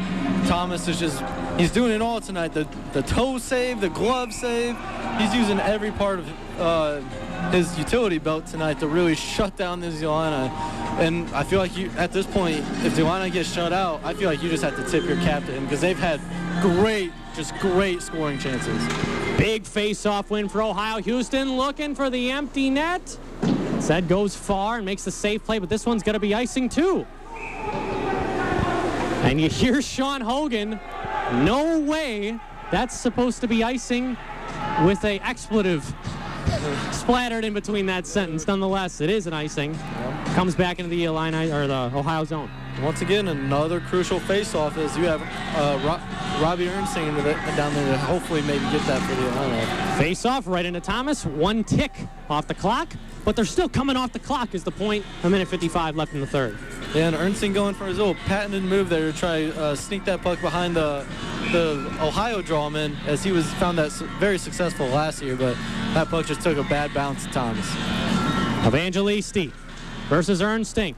He won the draw, but here comes Kyle Craddock to ice it for Ohio. He will not. That goes wide. 1:47 left in the third period. The Illini trying to play goaltender here. 6-on-5. Opilka now for Nolan. Nolan caught up to by Craddock. Ernsting's pass was knocked down by Evangelisti. In between the feet. He's got it again, looking to ice this one. Wide open play for Palasic. He fires, he scores! And Ohio shocks Illinois. 3-0, 90 seconds left in the third period. And by shock, I don't necessarily mean that Ohio was not supposed to win this game, but the fact in this fashion, Jimmy Thomas shutting out Illinois for now, it's 3-0 Bobcats. Fans are starting to exit the arena right now as a lot of sad looks on these faces as it's Dad's weekend and you thought the energy would be there for the Illini with a packed house, but they just didn't have it tonight. But someone that did have it was Thomas. I don't know if his dad's in the audience tonight or what, but he came ready to play. Here's Jacob Houston. Outlet sit for Tommy Turno. So if you're Illinois, are you going to chalk this up to, hey, we didn't have a healthy Grant Stuve, we didn't have David Kellner? Or is this still just a soft effort on Dad's weekend at home that's going to drop your team to 3 straight losses in regulation in the Big Pond? I think they're just going to look back and say, hey, you take 2 bad plays on our part out of this game, and this game's tied 0-0 potentially. And so a championship team, we keep mentioning this because there was so much buzz about that at the beginning of the season. A championship team does not make those errors. And if they really want to clean their play up, it's going to have to start with errors on their own part. And now here's a pass for Jack Graham, gloves it down. Now here's Hatton with a drive block. This could be a 2-on-1 for Ohio, maybe a breakaway. On the tape, here comes Tyler Harkins. He's in, he moves in, score! Tyler Harkins, the exclamation point. 29.6 left in the third period. 4-0 Bobcats, a pair of goals in about 59 seconds. Yeah, and you could just tell the Illini gave up there as the defenseman just let him skate right by as they just simply didn't care about the outcome of this game anymore. And so I don't really like to see that out of the Illini, but I understand it at the same time. It's 3-0, 30 seconds left, game's over. But you just have to come out tomorrow night and not tie up the face-off on your opening draw of the game and give the other team a 2-on-1 opportunity to score right off the bat. And you bet the Illini are going to be looking over that play in film, but the damage has been done. It's done. 4-0 Bobcats with 15 seconds left in the third period. Salk Wands went ahead. Jimmy Thomas, who was stellar. And that's an understatement. We're running out of adjectives. You got to break out the thesaurus to describe how good this guy was. 1 second left on the clock, and that is it. 4-0 win for the Ohio University Bobcats. They take the first of 2 games. Illinois has to bounce back tomorrow night, 7 p.m. But before that, we got to talk about this one. It was all Ohio from the opening puck drop. You could tell 6 seconds in, Drew Crandall gets Ohio on the board. And probably the most disappointing thing for me out of this game, Illinois had 2 5-on-3 power plays. One for about 40 seconds, didn't get anything good. Another one for about a minute 50. And just, they had a couple good looks and Thomas made great saves, but still just it's unexcusable not to score when you have 2 5-on-3 opportunities in a game. Like, you're lucky to get 1 and they get 2 in one game. So that's the thing. We never had this conversation about the Illini power play because it's so potent. They play those teams like McKendree and IU, they score. Now CSCHL teams, they were 0 for 8 against Lindenwood in the first game through Iowa State. So something's not there. Is it all Grant Stuve or it's the rest of the guys? Because just because Stuve's injured, that shouldn't throw the entire project off course. I've just seen a lot less puck movement on these power plays in divisional play. You're seeing McGing especially just try to take control and be the Patrick Kane-esque of this Illini team on power plays and just do everything. And that's just not how a power play operates. You have to get puck movement, and all 5 players have to be extremely involved in the play to really take advantage of a power play like that. Nick Fabrini walks off with Sean Hogan. And 2 different mindsets. In Fabrini, you're demoralized. With Hogan, you're ecstatic. Your team's won 5 straight games, 8-0-1 in your last 9. Ohio, like I mentioned in the third period, they're the team that has to have the bullseye on their back moving forward because the Bobcats always perform a show and contend for that national championship. Oh, of course. They're always one of the top teams in the country, year in, year out. Sean Hogan doing an amazing job with this hockey program. And Nick Fabrini on the other side, there's a lot of buzz about this team maybe going D1 in about maybe 4 to 5 years. But with outcomes like this, it's just kind of hard to really see how they could be successful in Division I play if they just can't come out here in general and show up at their home ice on a packed house on Dad's weekend and just give a blah performance in general. A blah performance. I love the way you put that because there was nothing too exciting about Illinois except for the play of David Heflin in the early portions of the third period. He had some rushes. Cruikshank with that penalty shot. Do you think when he missed that, not on the scoreboard, but possibly the turning of the tide in terms of mentality from Illinois, you get your best shooter against a goaltender, one-on-one, free breakaway, and Thomas makes that stop and revitalizes that Ohio bench with a 2-0 lead. As demoralizing as that is, I don't think so, because I feel like the Illini got their best shot opportunities towards the end of that second period and in the third period, as we saw, like we mentioned, Ernstine, James McGing, 2-on-1. Two players that you want on your 2-on-1. And they don't get a shot. Don't even get a shot. You have McGing, no one in front of him in the net but just Thomas to beat. Thomas shuts him down. And so a lot of this performance, you just got to tip your cap to Thomas in general. Astounding, and like we say, that's still an understatement for the way he performed tonight. 4-0 win for the Bobcats. We'll be right back tomorrow night. The Bobcats versus the Illini, 7 p.m. Saturday night. Stephen Cohn will have the call alongside Eric Fisher. And for Mackenzie Bach, back at the board, WPGU, we thank you so much for doing that. Theo from WPGU, thanks for letting us go on. He's the only reason why this broadcast is ticking right now. For Eric Fisher, I'm Cristiano Simena. Don't forget Hamden Kyle down at ice level. He did a great job Great tonight. job. We hope to see him more after he's battling some mono, some pneumonia. He's a hockey player, whatever. He'll be right here tomorrow night. As well as the Illini. They face off against the Bobcats Saturday, 7 p.m. We'll see you then. This has been Illini Hockey presented by WPGU 1071.